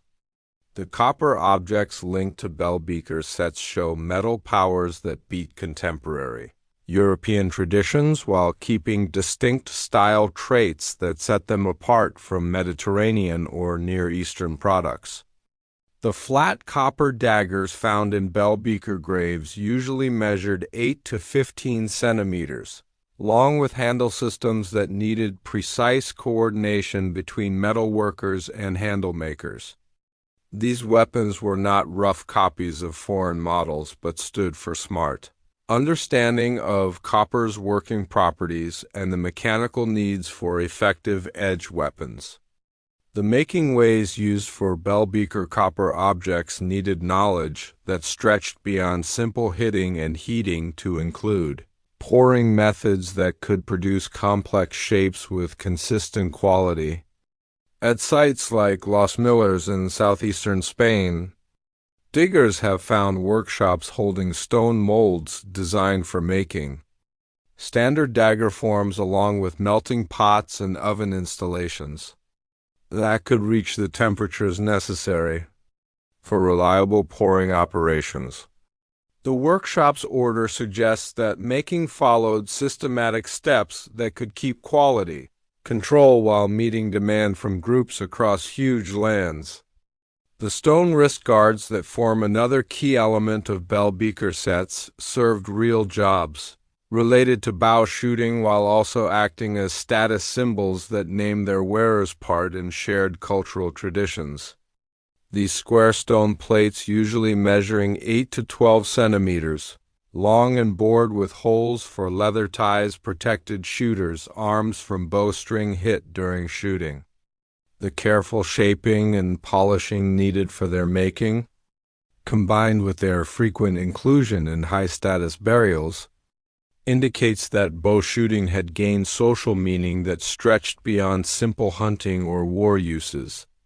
The fast spread of bell beaker material culture across Europe happened at the same time with big changes in town patterns and social order that suggest deep shifts in how groups organize their money and political ties.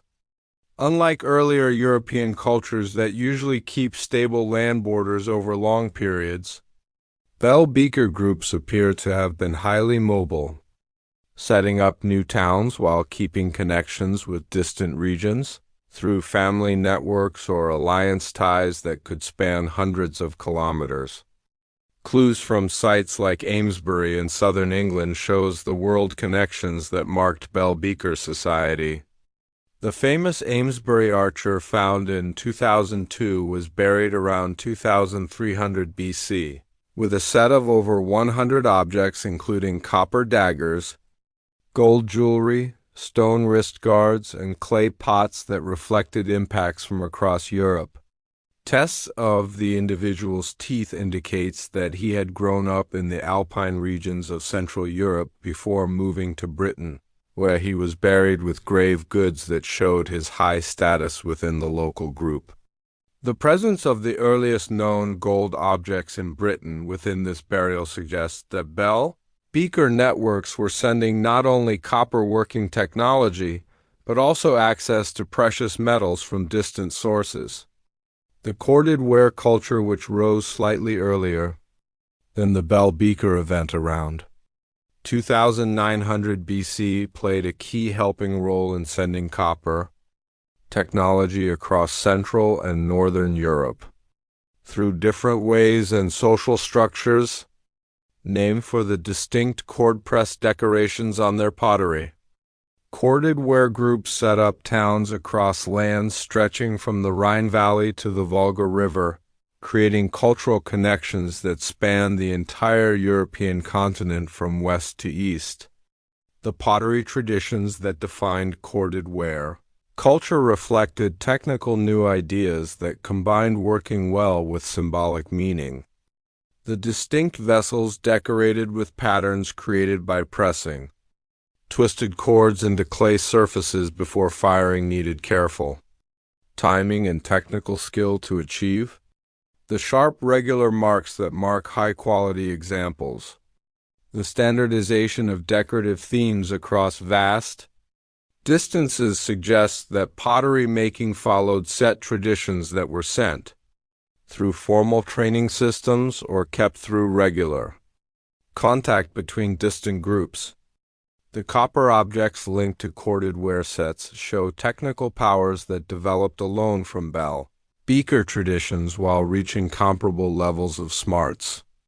Corded ware metal workers specialized in making shaft hole axes that needed advanced pouring ways for creating the complex inside holes needed for handle fitting. These axes, usually weighing 200 to 400 grams and measuring 12 to 18 centimeters, long stood for significant improvements over earlier European copper tools in terms of both use and toughness. The making of shaft hole axes needed technical new ideas that pushed European metalwork in new directions. The pouring process involved creating complex molds that could form both the outside shape and the inside hole, needed for handle putting in.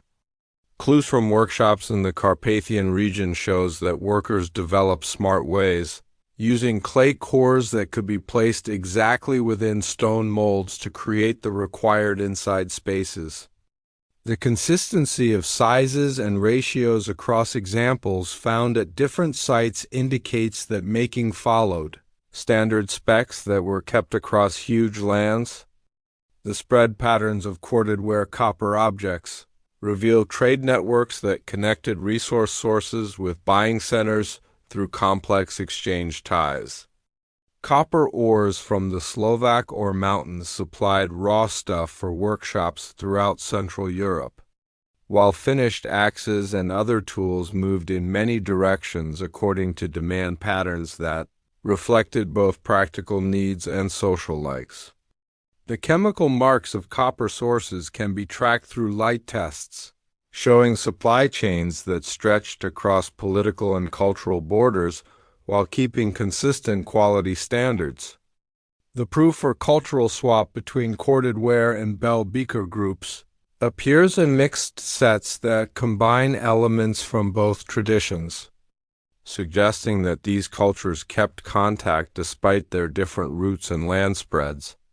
At sites along the Rhine Valley, diggers have found burials holding both cord, decorated pottery and bell-shaped cups along with copper objects that use design elements from both traditions. These mixed sets indicate that cultural borders were open and that technical new ideas could cross between different social groups through marriage pacts, trade ties, or other forms of mixing. The huge stone monuments that appeared across Atlantic Europe during this period show the organizing powers that copper-using groups are developed for coordinating large-scale building projects. Sites like Stonehenge in England, Carnac in Brittany, and Newgrange in Ireland require the gathering of hundreds of workers over extended periods, along with smart planning that could coordinate the transport and placing of massive stone blocks weighing several tons each. The building of these monuments happened at the same time with the spread of copper technology, suggesting connections between metal innovation and the social developments that made huge building possible. The relationship between huge stone building and copper-using groups stretches beyond simple time match to include proof for the specialized tools and organizing systems needed for huge projects at Stonehenge. Digs have shown copper and bronze tools that were used for shaping large stones and creating the precise joints required for the monument structures. The tools show evidence of hard use and frequent sharpening, indicating that metal tools had become essential gear for stone work, tasks that would have been impossible with earlier technologies. The social order needed for huge stone building projects involved complex ties between different groups that could give labor, materials, and technical skill to shared tasks. Clues suggest that monument building drew people from lands spanning hundreds of kilometers with different groups, giving specialized knowledge or resources according to their particular powers. The coordination of these multi-group projects needed leadership structures that could cross local political borders while keeping power over extended building periods. The star alignments built into many huge stone monuments show smart understanding of sky movements that needed systematic watching over many generations. At Newgrange, the passage tomb's entrance is placed so that sunlight goes into the inner room only during the winter's shortest day, creating dramatic lighting effects that transform the monument's inside spaces.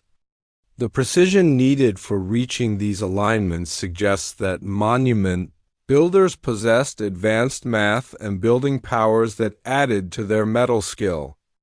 The burial habits linked to huge stone monuments reveal increasingly complex social ladders that reflected the wealth and status differences that copper technology was creating within European groups.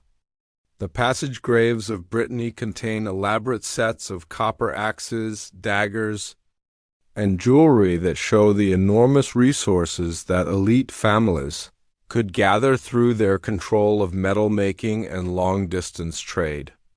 At Barnenez, one of Europe's earliest huge stone complexes, the burial rooms held copper objects that had been moved from sources hundreds of kilometers away, indicating that monument builders had access to extensive trade networks. The proof for social ranking in Copper Age European burials stretches beyond simple wealth, piling to include the rise of warrior elites whose status came from their military powers and control over copper weapons at Remedello in northern Italy. Cemetery digs have shown graves holding elaborate sets of copper daggers, axes, and pole weapons that were clearly designed for fight rather than ceremonial show. The weapons show evidence of use patterns consistent with actual fighting, while their smart metal work indicates that warrior groups had access to the finest products of contemporary metal technology. The warrior graves of this period often contain standard sets of weapons and equipment that suggest the rise of professional military classes with distinct cultural selves. At Singon in southern Germany, a burial dating to around 2700 BC held a copper dagger, stone wrist guard, and bow gear that formed a clear set designed for moving war. The grave's owner had been buried with a complete warrior's kit that would have enabled effective part in the raiding and land conflicts that were becoming increasingly common. As groups fought for control over copper sources and trade paths, the rise of these warrior elites created new forms of political order that differed sharply from the family-based systems that had governed earlier European societies. Clues suggest that successful warriors could gather followers and resources that enabled them to set up land, control over areas spanning multiple traditional group borders. The walled towns that appeared across Europe during this period reflect these changing political dynamics as groups sought protection from increasingly organized military threats while keeping access to the trade networks that supplied essential copper, tools, and weapons. The hill forts that rose across mild Europe during the later Copper Age show smart understanding of defense building and strategic placing that reflected the military new ideas that copper weapons had made possible.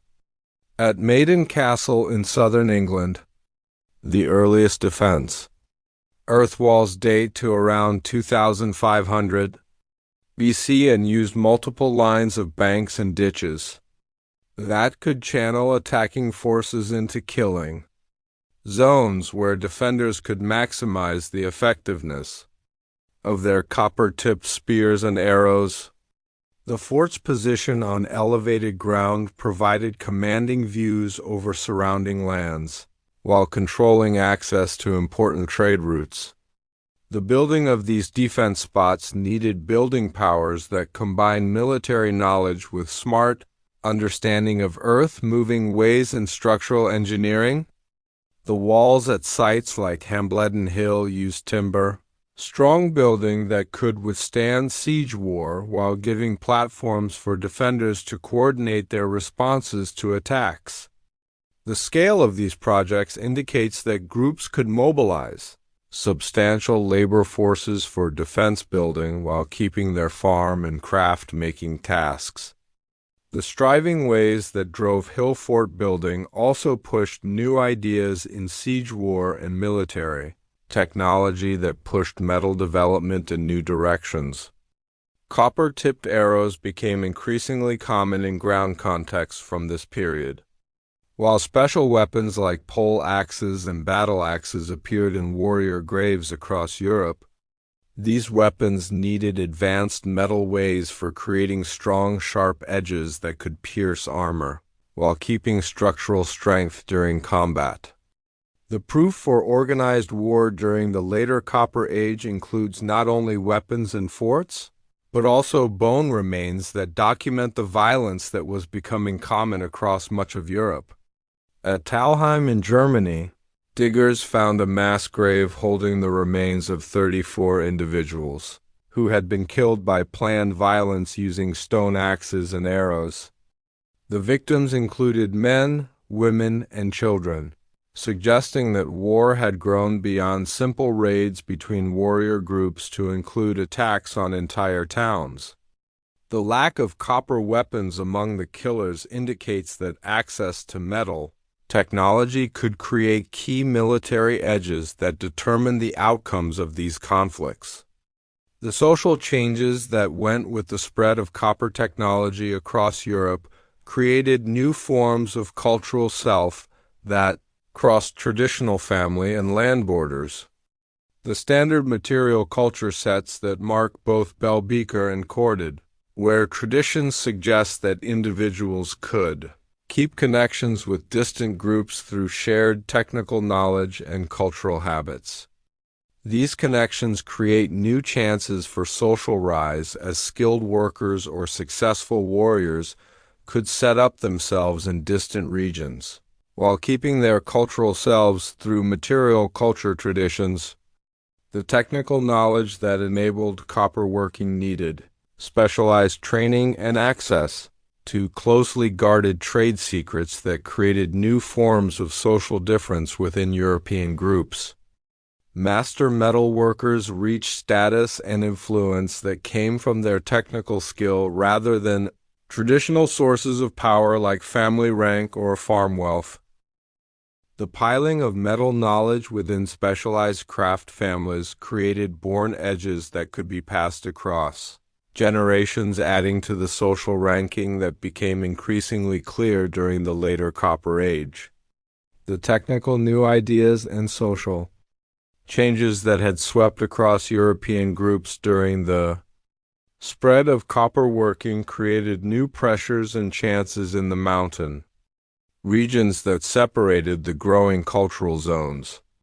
The Alpine regions, with their rich copper rocks and key position controlling trade paths between northern and southern Europe, became focal points for striving that would generate some of the earliest proof for organized violence in European prehistory. The finding of Ötzi the Iceman in 1991, kept in ice for over 5,000 years, provides an unheard-of window into the violent realities of life during this changing period.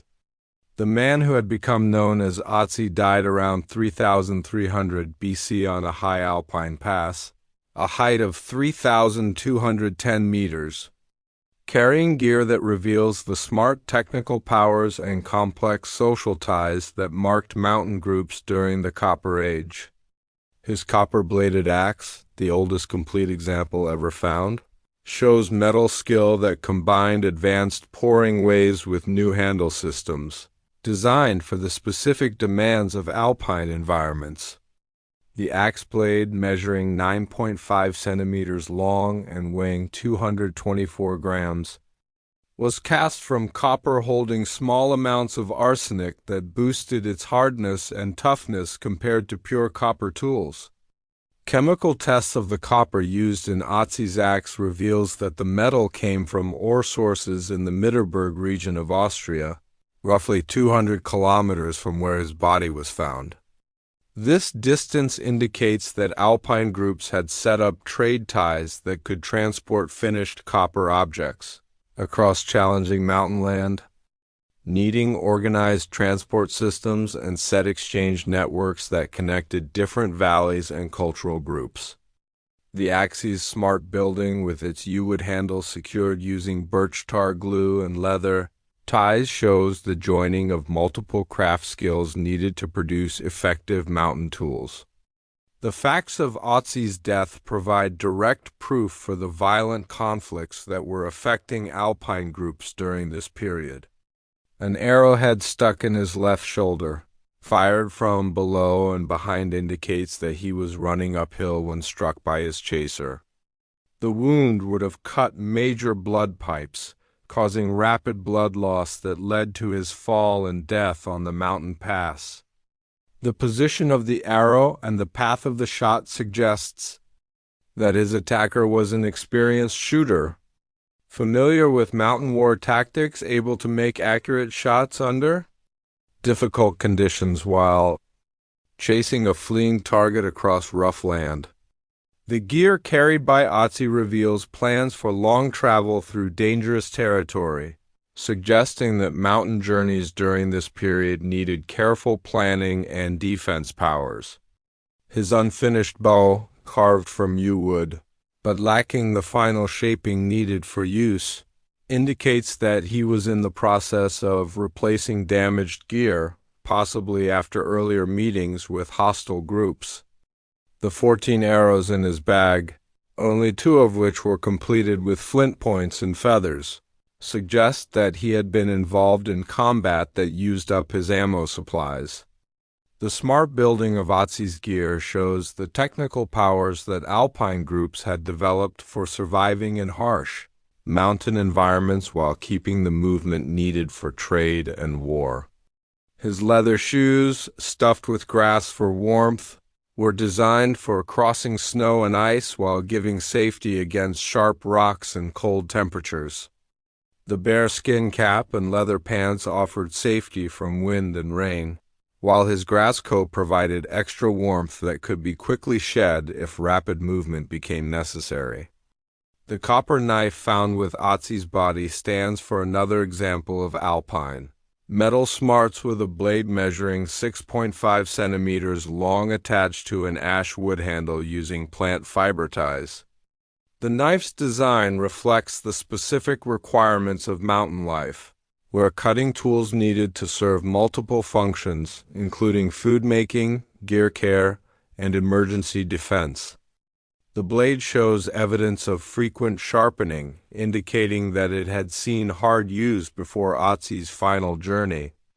The presence of tattoos on Ötzi's body created by rubbing coal into small cuts provides proof for medical habits that alpine groups had developed to treat the injuries, and lasting pains linked to mountain war and harsh living conditions. The 61 tattoos placed mostly over points matching to areas of joint. Pain and stress suggest that mountain peoples had developed smart understanding of pain care ways that combined real medical knowledge with spiritual or ritual habits. The food remains found in Ötzi's stomach reveal the food plans that enabled alpine groups to keep themselves in environments where farm making was limited and unsure. His final meal included wheat, red deer meat, and goat fat, showing access to both tame crops and wild game that needed hunting skills adapted to mountain conditions. The presence of tree dust indicates that he had recently traveled through lower forest, suggesting that his final journey involved movement between different nature zones. The land conflicts that led to Ötzi's death were part of wider patterns of violence that affected alpine regions during the shift from the 4th to 3rd thousand years BC. Clues from walled towns throughout the Alps indicates that groups were putting big resources in defense plans, building wood walls, earthworks, and stone walls that could protect against organized attacks by rival groups. At Arbenbleich in Switzerland, digs have shown a lakeside town circled by defense structures that used copper-tipped stakes and other metal new ideas, designed to maximize defense effectiveness. The striving for control over alpine copper sources created conflicts that stretched beyond simple raids to include systematic attempts to rule resource extraction and handing out networks. The Mitterberg mining complex in Austria, which supplied the copper for Ötzi's axe, shows evidence of heavy use during this period, with mining holes extending over 100 meters into mountainsides and smart or processing spots that could handle large amounts of raw stuff. The scale of these operations needed coordinated labor forces and defense powers that could protect valuable spots from attacks by competing groups. The proof for organized violence in alpine regions includes not only individual cases like Ötzi, but also mass death events that document the rise of land conflicts during this period. At Aspenschletz in Austria, diggers uncover the remains of over 60 individuals who had been killed during a systematic attack on their walled town around 3300 BC. The victims showed evidence of bad injuries caused by copper axes, arrows, and blunt force weapons, while the lack of valuable objects from the site suggests that the attack was driven by land conquest rather than simple raiding. The weapons technology that enabled these conflicts included new ideas that adapted copper working ways to the specific requirements of mountain war. Alpine copper axes usually featured longer handles and heavier heads than their land cousins, giving the force needed for effective combat in rocky terrain, where traditional weapons might be damaged by hit with stone surfaces. The handle systems used for these weapons used multiple binding ways that could keep strength under the stress conditions of mountain combat. The growth of specialized mountain war tactics is evident in the design of walled positions that took advantage of alpine land to maximize defense edges. At Stillfried in Austria, a hilltop town dating to this period used multiple defense lines that channeled attackers through narrow paths where defenders could focus their fire using copper-tipped arrows and spears. The placing of these defenses shows smart understanding of military building rules adapted to mountain conditions, the social order needed for keeping defense spots, and organizing military trips in alpine environments created new forms of leadership that differed from the family-based systems that had governed earlier mountain groups. Clues suggest that successful war leaders could gather followers and resources that enabled them to set up land control over entire valley systems, creating the first examples of central political power in alpine regions. The long-distance trade ties that supplied alpine groups with essential resources created weak spots that could be used by hostile groups seeking to disrupt enemy supply lines. The high passes that provided the only practical routes for transporting goods between valleys became strategic choke points, where small forces could stop much larger trading trips. The lonely location where Ötzi died suggests that he may have been attempting to use a little-known route to avoid such stop attempts. The gear carried by Ötzi includes items that show the world connections kept by Alpine groups despite the violent conditions that mark the region. His copper axe blade holds trace elements that suggest knowledge of mixing ways developed in distant regions, while the flint used for his arrowheads came from sources in northern Italy, indicating that trade networks continued to function despite ongoing land conflicts. The keeping conditions that maintained Ötzi's body and gear for over 5,000 years have provided experts with unheard of insights into the material culture and technical powers of Copper Age Alpine groups. The natural materials that rarely survive in normal ground contexts, including leather, wood, grass, and plant fibers, reveal the smart understanding of natural resources that enabled mountain peoples to create effective gear using locally available materials. The birch fungus carried by Ötzi, known for its healing powers, indicates that Alpine groups had developed drug knowledge that could treat the infections and stomach problems that were common in mountain environments, where cleaning was difficult to keep. The presence of these materials suggests that mountain travelers carried medical supplies that could address common health problems during extended journeys through dangerous territory. The proof for land borders in alpine regions during this period comes from the spread patterns of distinct object styles and the placing of walled towns that controlled access to specific valleys or resource areas.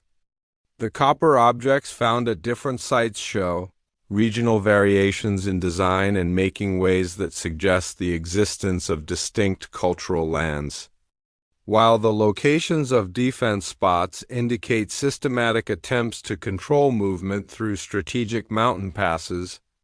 The impact of climate shifts on alpine groups during this period created additional pressures that pushed competition for the limited farm areas that could support permanent towns. Old weather evidence indicates that temperatures were beginning to fall from the warmer conditions that had marked earlier periods, lowering the height limits for farming and forcing groups to compete for access to the most productive valley floors.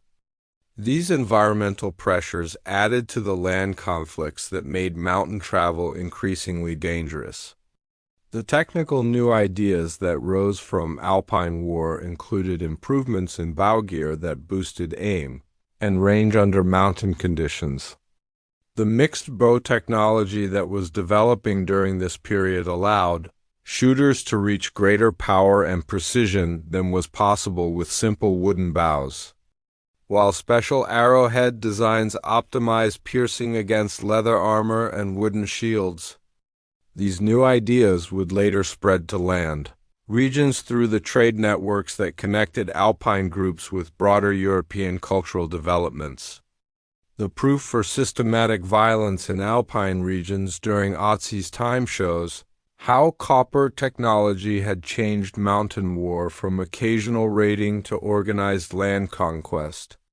The weapons and forts that mark this period show smart understanding of military building and battle planning that enabled small mountain groups to project power across extensive lands while defending their own strategic positions against increasingly well-organized enemies. The violent mountain conflicts that claimed Ötzi's life stood for only one facet of the wider changes reshaping European society during the late 4th and early 3rd thousand years BC, while alpine groups struggled for control over strategic passes and copper sources. The Iberian Peninsula was seeing the rise of some of Europe's most smart prehistoric towns, marked by building new ideas and metal feats that would set new standards for defense building and technical growth across the Western Mediterranean. The Los Millers culture centered in the dry landscapes of southeastern Spain developed between roughly 3,200 and 2,200 BC into one of Europe's most complex prehistoric societies. The site of Los Millers, placed on a three-sided flat top looking over the Andarax River Valley, shows city planning concepts that beat contemporary European feats while using defense, new ideas that would sway fort design throughout the Mediterranean world. The settlement's builders built massive stone walls that enclosed an area of nearly 5 hectares, using 13 round towers that stuck outward from the main defense line to provide overlapping fields of fire against potential attackers. The building ways used at Los Millers reveal smart understanding of military building rules, adapted to local rock conditions and available materials. The defense walls, reaching heights of up to 4 meters and widths of 3 meters at their base, were built using carefully picked limestone blocks that were shaped and fitted without glue, creating structures that could withstand both siege weapons and earthshakes common in the region. The towers held inside rooms that could store weapons and supplies while giving protected positions for defenders to coordinate their responses to attacks from multiple directions. Digs within the Los Millers town have shown a complex city layout that joined living areas, craft workshops, and storage spots within the defense line. The houses built using stone bases supporting mud brick. Walls followed standard plans that maximize space use while keeping structural strength under the stress. Conditions created by the region's frequent earthshakes. The largest structures placed near the settlement center held multiple rooms with special functions, including copper working areas, pottery ovens, and storage rooms that could accommodate the extra making that supported the community's specialized craftsmen.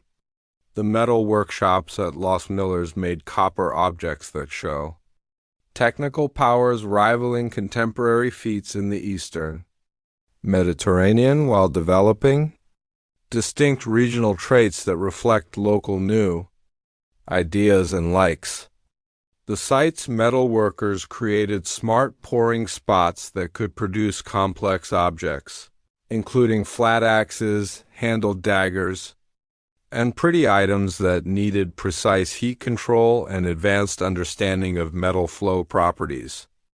Chemical tests of copper items from the site indicates that workers were working with ores from multiple sources, including local rocks in the Sierra Nevada and imported materials from more distant regions. The copper mining operations that supplied Los Millers and related towns changed the money landscape of southeastern Iberia through the setting up of specialized mining groups that developed innovative getting ways adapted to local rock conditions. At Cerro Virtud, located roughly 15 kilometers from Los Millers, diggers have found extensive mining spots featuring vertical holes that extend over 20 meters below ground level, connected by side tunnels that followed ore lines through the surrounding rock formations. The mining operations used smart air systems that kept airflow in deep workings while removing dangerous gases that could gather in tight spaces.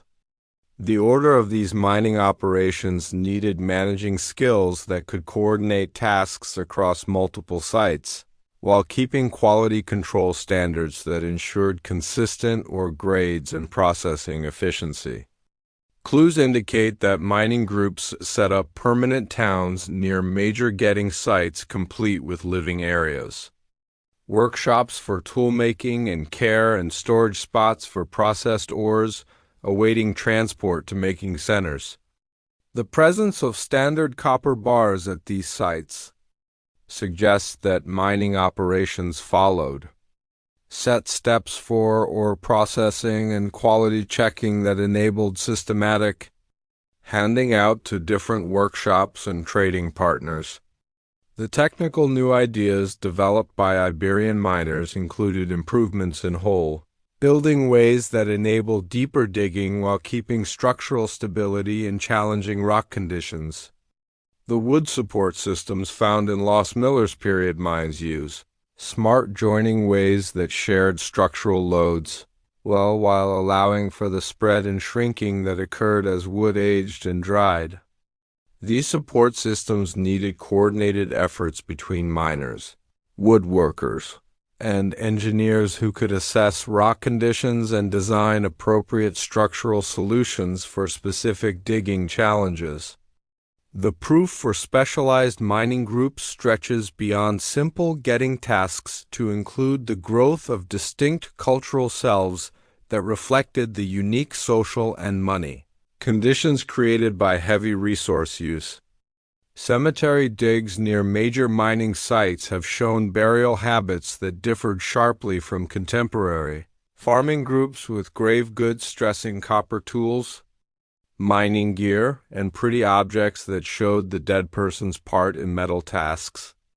The presence of copper objects in children's graves suggests that mining expertise was passed through family lines that keep control over specific technical knowledge and resource access rights.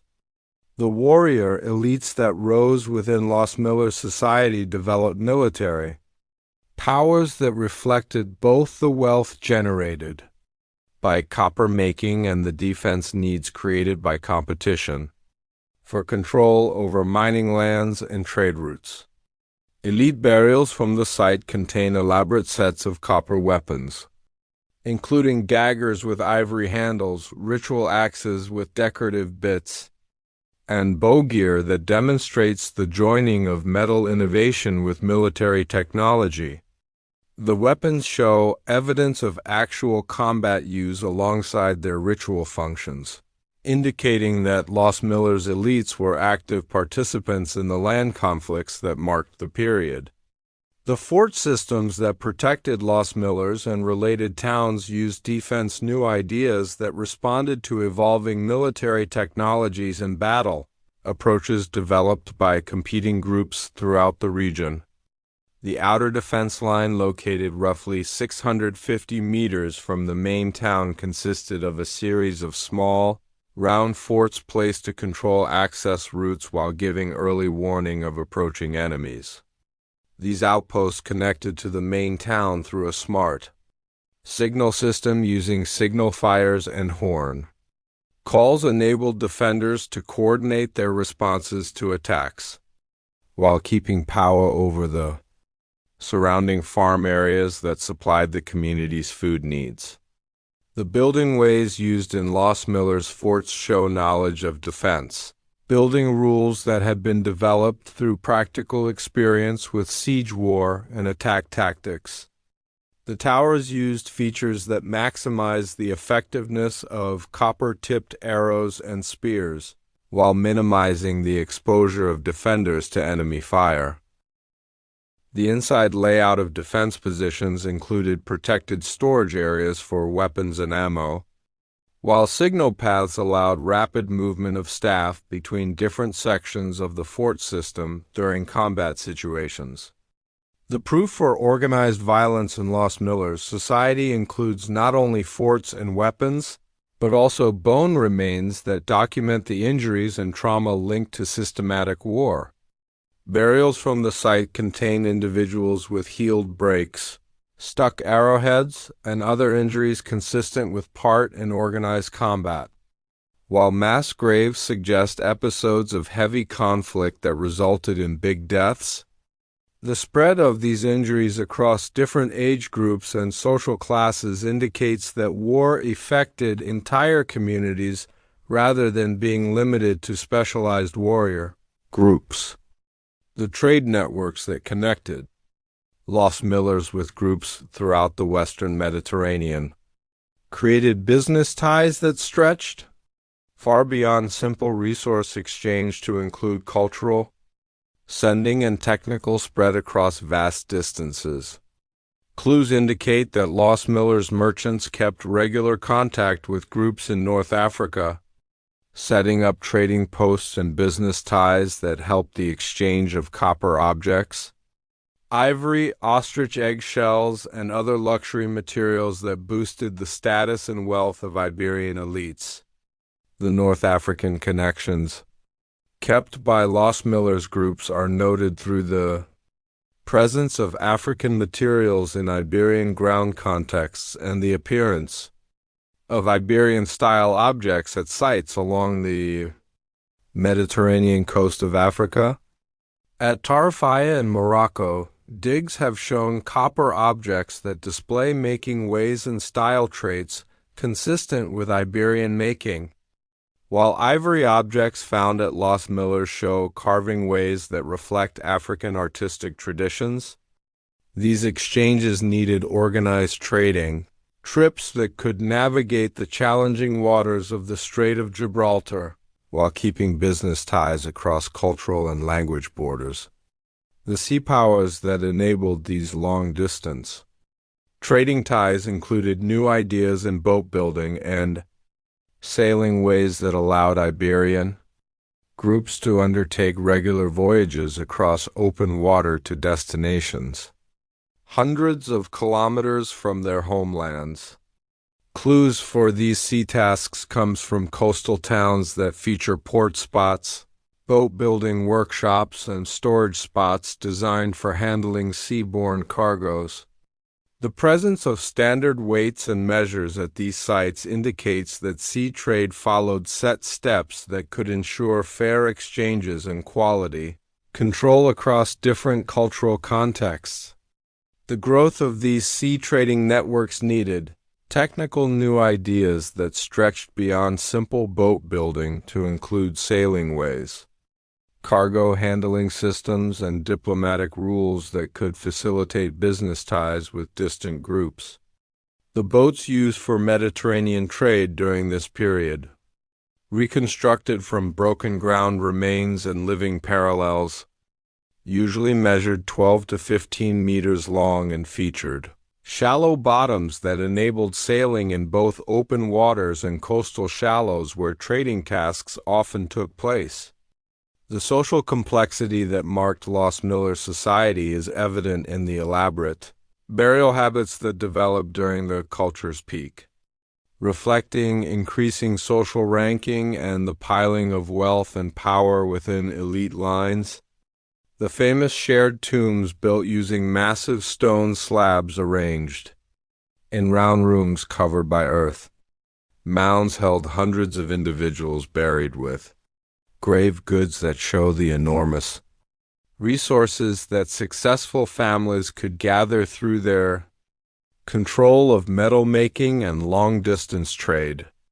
The round tombs that stand for the most smart examples of Los Miller's death building needed building powers that combined building knowledge with smart understanding of structural rules and rock conditions. The largest examples measuring up to 5 meters in inside width with stone roofs that could support substantial earth tops used drain systems and air features that kept appropriate conditions for repeated use over extended periods. The building of these monuments needed coordinated labor efforts involving skilled stone workers, engineers, and workers who could transport and position massive stone blocks weighing several tons each. The grave goods found within these shared tombs reveal the world connections and smart material culture that marked Los Miller's elites during the height of their cultural growth. Copper objects include not only locally produced items, but also imports that show contact with groups throughout the Mediterranean basin, while ivory carvings, gold jewelry, and strange stone materials indicate access to luxury goods from Africa and other distant regions. The presence of specialized tools, including copper saws, chisels, and drilling gear, suggests that tomb building and care needed technical expertise that was focused within specific craft lines. The religious and ritual meaning of these burial monuments stretched beyond simple death jobs to include community-wide rituals that reinforce social ladders while keeping cultural traditions across multiple generations. Clues indicate that the tombs were reopened from time to time for additional burials and ritual tasks that involved the handling of ancestor remains and the placing of new grave goods. These habits created connections between living groups and their ancestors, while showing the continuity of elite lines that keep control over essential resources and technical knowledge. The farm bases that supported Lost Miller society included new ideas in farming ways and crop types that maximize output in the challenging natural conditions of southeastern Iberia. The region's dry climate and uneven rain patterns needed watering systems and water management ways that could capture and hand out the limited available moisture while preventing soil salt buildup and loss. Clues indicate that Lost Millers groups developed smart understanding of soil care, crop turning, and seed picking that enabled them to reach farm extras sufficient to support their specialized craftsmen and trading tasks. Natural challenges that affected Lost Millers groups included not only the natural limits imposed by climate and land shape, but also the human-made changes that resulted from heavy mining operations and tree loss linked to copper melting tasks. The fuel needs for metal making placed enormous demands on regional forest resources, needing the transport of wood and coal from increasingly distant sources as local supplies became empty. These natural pressures added to the striving ways that marked ties between different groups while creating weak spots that could be used by enemies, seeking to disrupt essential resource supplies. The fall of Lost Millers culture around 2200 BC happened at the same time with wider changes affecting groups throughout the Western Mediterranean, including climate shifts that reduced farm output and intensified competition for control over the most productive lands. Clues indicate that many Lost Millers towns were left during this period with populations either spreading to smaller communities or migrating to regions that offer better chances for farm and metal tasks.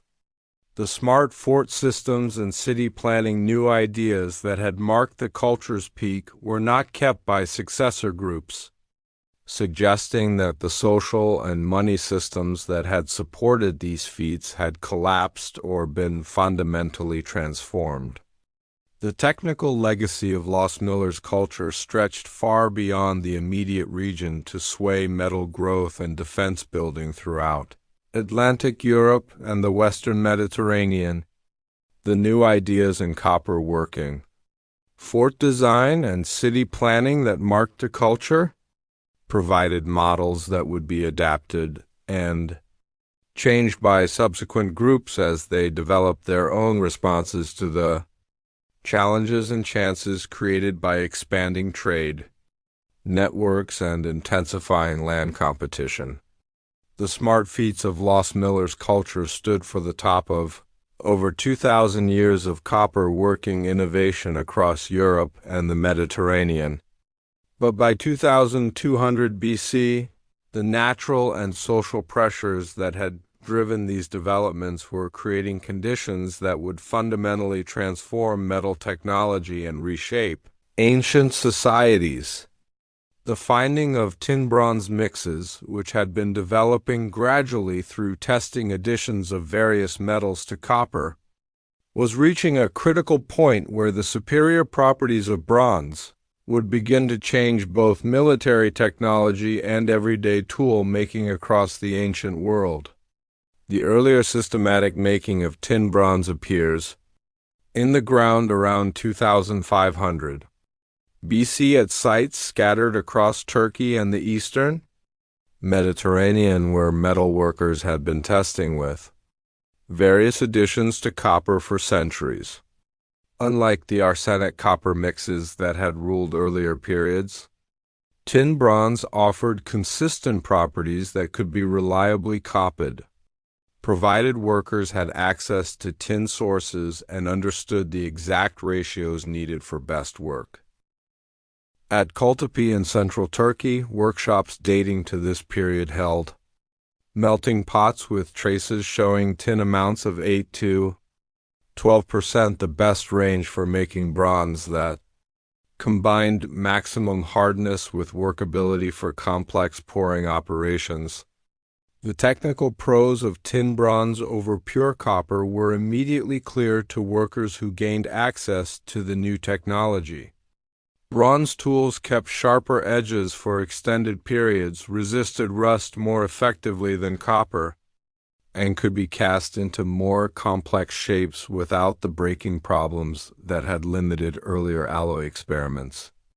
At Troy II, dating to roughly 2400 BC, diggers have found bronze weapons that show smart understanding of makeup with different tin percentages made for specific uses. Sword blades held higher tin amounts for maximum hardness, while handles and decorative elements used lower percentages that keep the softness needed for detailed finishing work. The getting of tin presented challenges that would reshape trade networks across the ancient world, as tin rocks were far less common than copper sources and often located in regions that were difficult to access or politically unstable. The main tin sources available to ancient metal workers included rocks in Cornwall, Bohemia, and Central Asia, needing trade ties that spanned thousands of kilometers and crossed multiple cultural and political borders. At Ugarit on the Syrian coast, tablets dating to around 2000 BC note tin loads, arriving from distant sources, with merchants paying high prices for materials that were essential for bronze making but available only through complex world trade networks. The change of existing copper working centers to handle bronze making needed significant investments in new gear and technical training that many groups struggled to afford during a period of increasing natural stress and political shakiness. The higher temperatures needed for reliable bronze pouring demanded improved oven designs and more smart air systems, while the exact control needed for best mix makeup needed standard measuring ways and quality control steps that exceeded the powers of many traditional workshops at Myrtos in Greece. The shift to bronze making is noted through successive workshop levels that show slow improvements in oven building and the appearance of standard bar forms that helped consistent mix making. The social meanings of bronze technology stretched far beyond simple improvements in tool quality to include deep changes in military order and political power structures throughout the ancient world. Bronze weapons provided decisive edges in combat situations, as bronze swords could pierce leather armor that had been effective against copper weapons, while bronze-tipped arrows reached greater range and accuracy than their copper ancestors. The groups that gained early access to bronze technology could set up military rule over their neighbors, creating reasons for land expansion and political joining that would mark the early Bronze Age across multiple regions. The proof for this military change appears in ruin layers at many Copper Age sites throughout Europe and the Mediterranean, where ground contexts dating to around 2200 to 2000 BC contain bronze weapons, alongside evidence of violent conflict and town leaving. At Lerna in Greece, the famous House of the Tiles was destroyed around 2200 BC in a fire that left bronze arrowheads stuck in the building's walls, while similar ruin episodes at sites throughout the Aegean suggest coordinated military campaigns that used the edges provided by superior bronze weaponry. The population movements that went with these technical and military changes included both willing movements seeking access to tin sources and trade, routes and forced moves caused by military conquests and natural pressures that made traditional lands unsustainable. The bell beaker culture, which had spread copper working technology across Atlantic Europe during the previous centuries, began to break apart around 2300 BC as groups adapted to changing conditions through different strategies. Some groups boosted their part in long distance trade networks to keep access to tin supplies while others developed local options or went back to simpler technologies that could be sustained using available resources.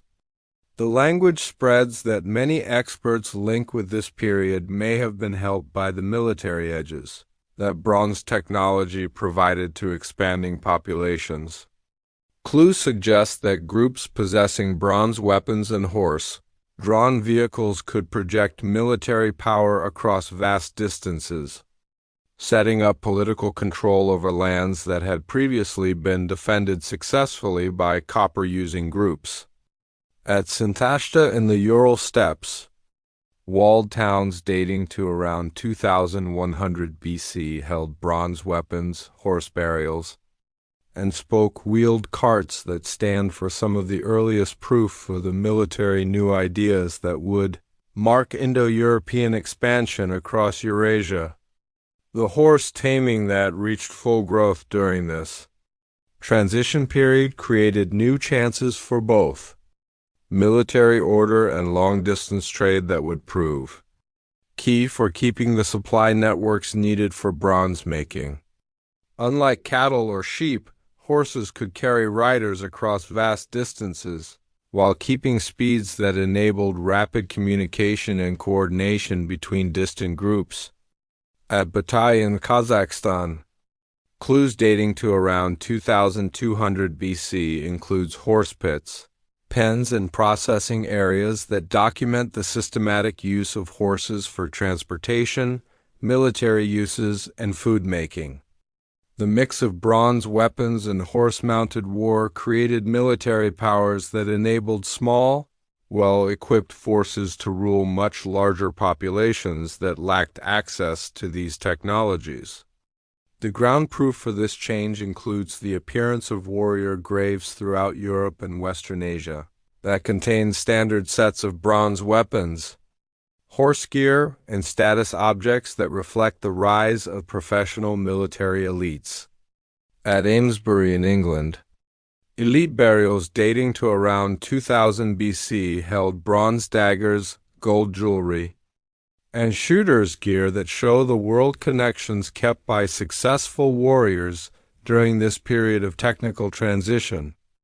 The city centers that had flourished during the Copper Age faced particular challenges during the shift to bronze technology as their money bases were broken by changing trade patterns and military threats that traditional defense systems could not address effectively.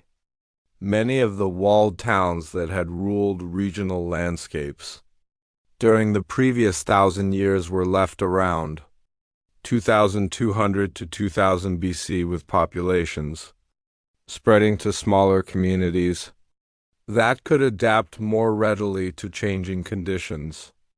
The Cucutini Tripilia mega-settlements of Eastern Europe, which had supported populations numbering in the tens of thousands, vanished completely during this period, leaving only ground traces of their former greatness. The natural factors that added to these social changes included climate worsening that reduced farm output across much of Europe and Western Asia, creating food shortages that intensified competition for the most productive lands. The 4.2 kilo-year event noted in old weather records from ice cores and lake mud brought cooler temperatures and reduced rain that stressed farm systems that had been adapted to the warmer conditions of the previous 1,000 years. These natural pressures created weak spots that could be used by groups possessing superior military technology while forcing traditional groups to developed new survival plans that often involved leaving established towns and land borders. The fall of traditional political systems during this transition period created chances for innovative forms of social order that would mark early Bronze Age societies.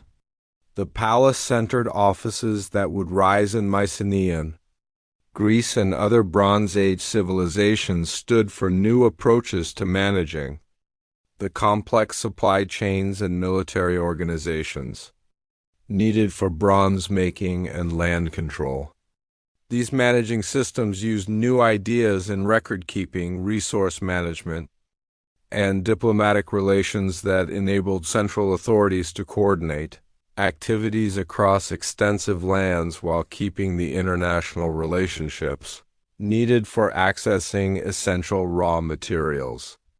The technical new ideas that rose during this transition period stretched beyond metal to include advances in transportation, communication, and military order that would define Bronze Age civilization for the next 1,000 years.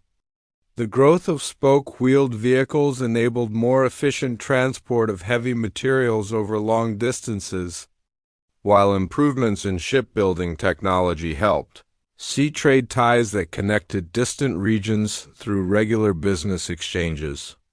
At Luburan off the Turkish coast, a shipwreck dating to around 1300 BC held tin bars, copper oxide bars, and finished bronze objects that document the international scope of Bronze Age trade networks. The craft focus that had developed during the Copper Age reached new levels of smarts as bronze making needed coordination between different specialists, including miners, smelters, casters, and finishers who each owned essential technical knowledge. The training systems needed to send this knowledge created new forms of social order, based on craft guilds and workshop ladders that crossed traditional family ties. At Knossos in Crete, linear B tablets document the complex managing systems that palace authorities used to manage bronze making, including detailed records of raw material allocations, worker assignments, and finished product distributions. The religious and ritual meaning of bronze objects reflected their superior properties and the complex social ties involved in their making and handing out. Bronze Age societies developed elaborate ritual practices centered on metalwork activities, with smiths reaching semi-divine status as masters of changing technologies that could convert raw ores into finished objects of extraordinary beauty and use. The ritual axes, swords, and jewelry found in Bronze Age piles throughout Europe show the sacred meaning that these societies gave to bronze objects which served as offerings to gods, symbols of political power, and stores of accumulated wealth. The legacy of Copper Age new ideas in social order, trade networks, and technical growth provided essential bases for Bronze Age civilizations that would rule the ancient world for the next 1,000 years. The managing systems made for managing copper making and long-distance trade created models for the palace offices that would coordinate Bronze Age economies, while the military technologies and organizing structures that had rose during the Copper Age transition provided templates for the professional armies that would mark Bronze Age war. The city planning concept started by Harappan civilization, the defense building new ideas of loss. Miller's culture and the metal expertise developed across Europe and the Mediterranean during the Copper Age, all added to the technical and social bases that enabled Bronze Age societies to reach unheard-of levels of complexity and land control. The trade networks that had connected copper-producing regions with making centers and consumer markets grew into the international business systems that would help Bronze Age prosperity while creating the diplomatic ties and cultural exchanges that would mark ancient Mediterranean civilization. The change from copper to bronze technology marked more than a simple improvement in metal powers. It stood for a deep shift in how human societies organized themselves for making, war, and land control.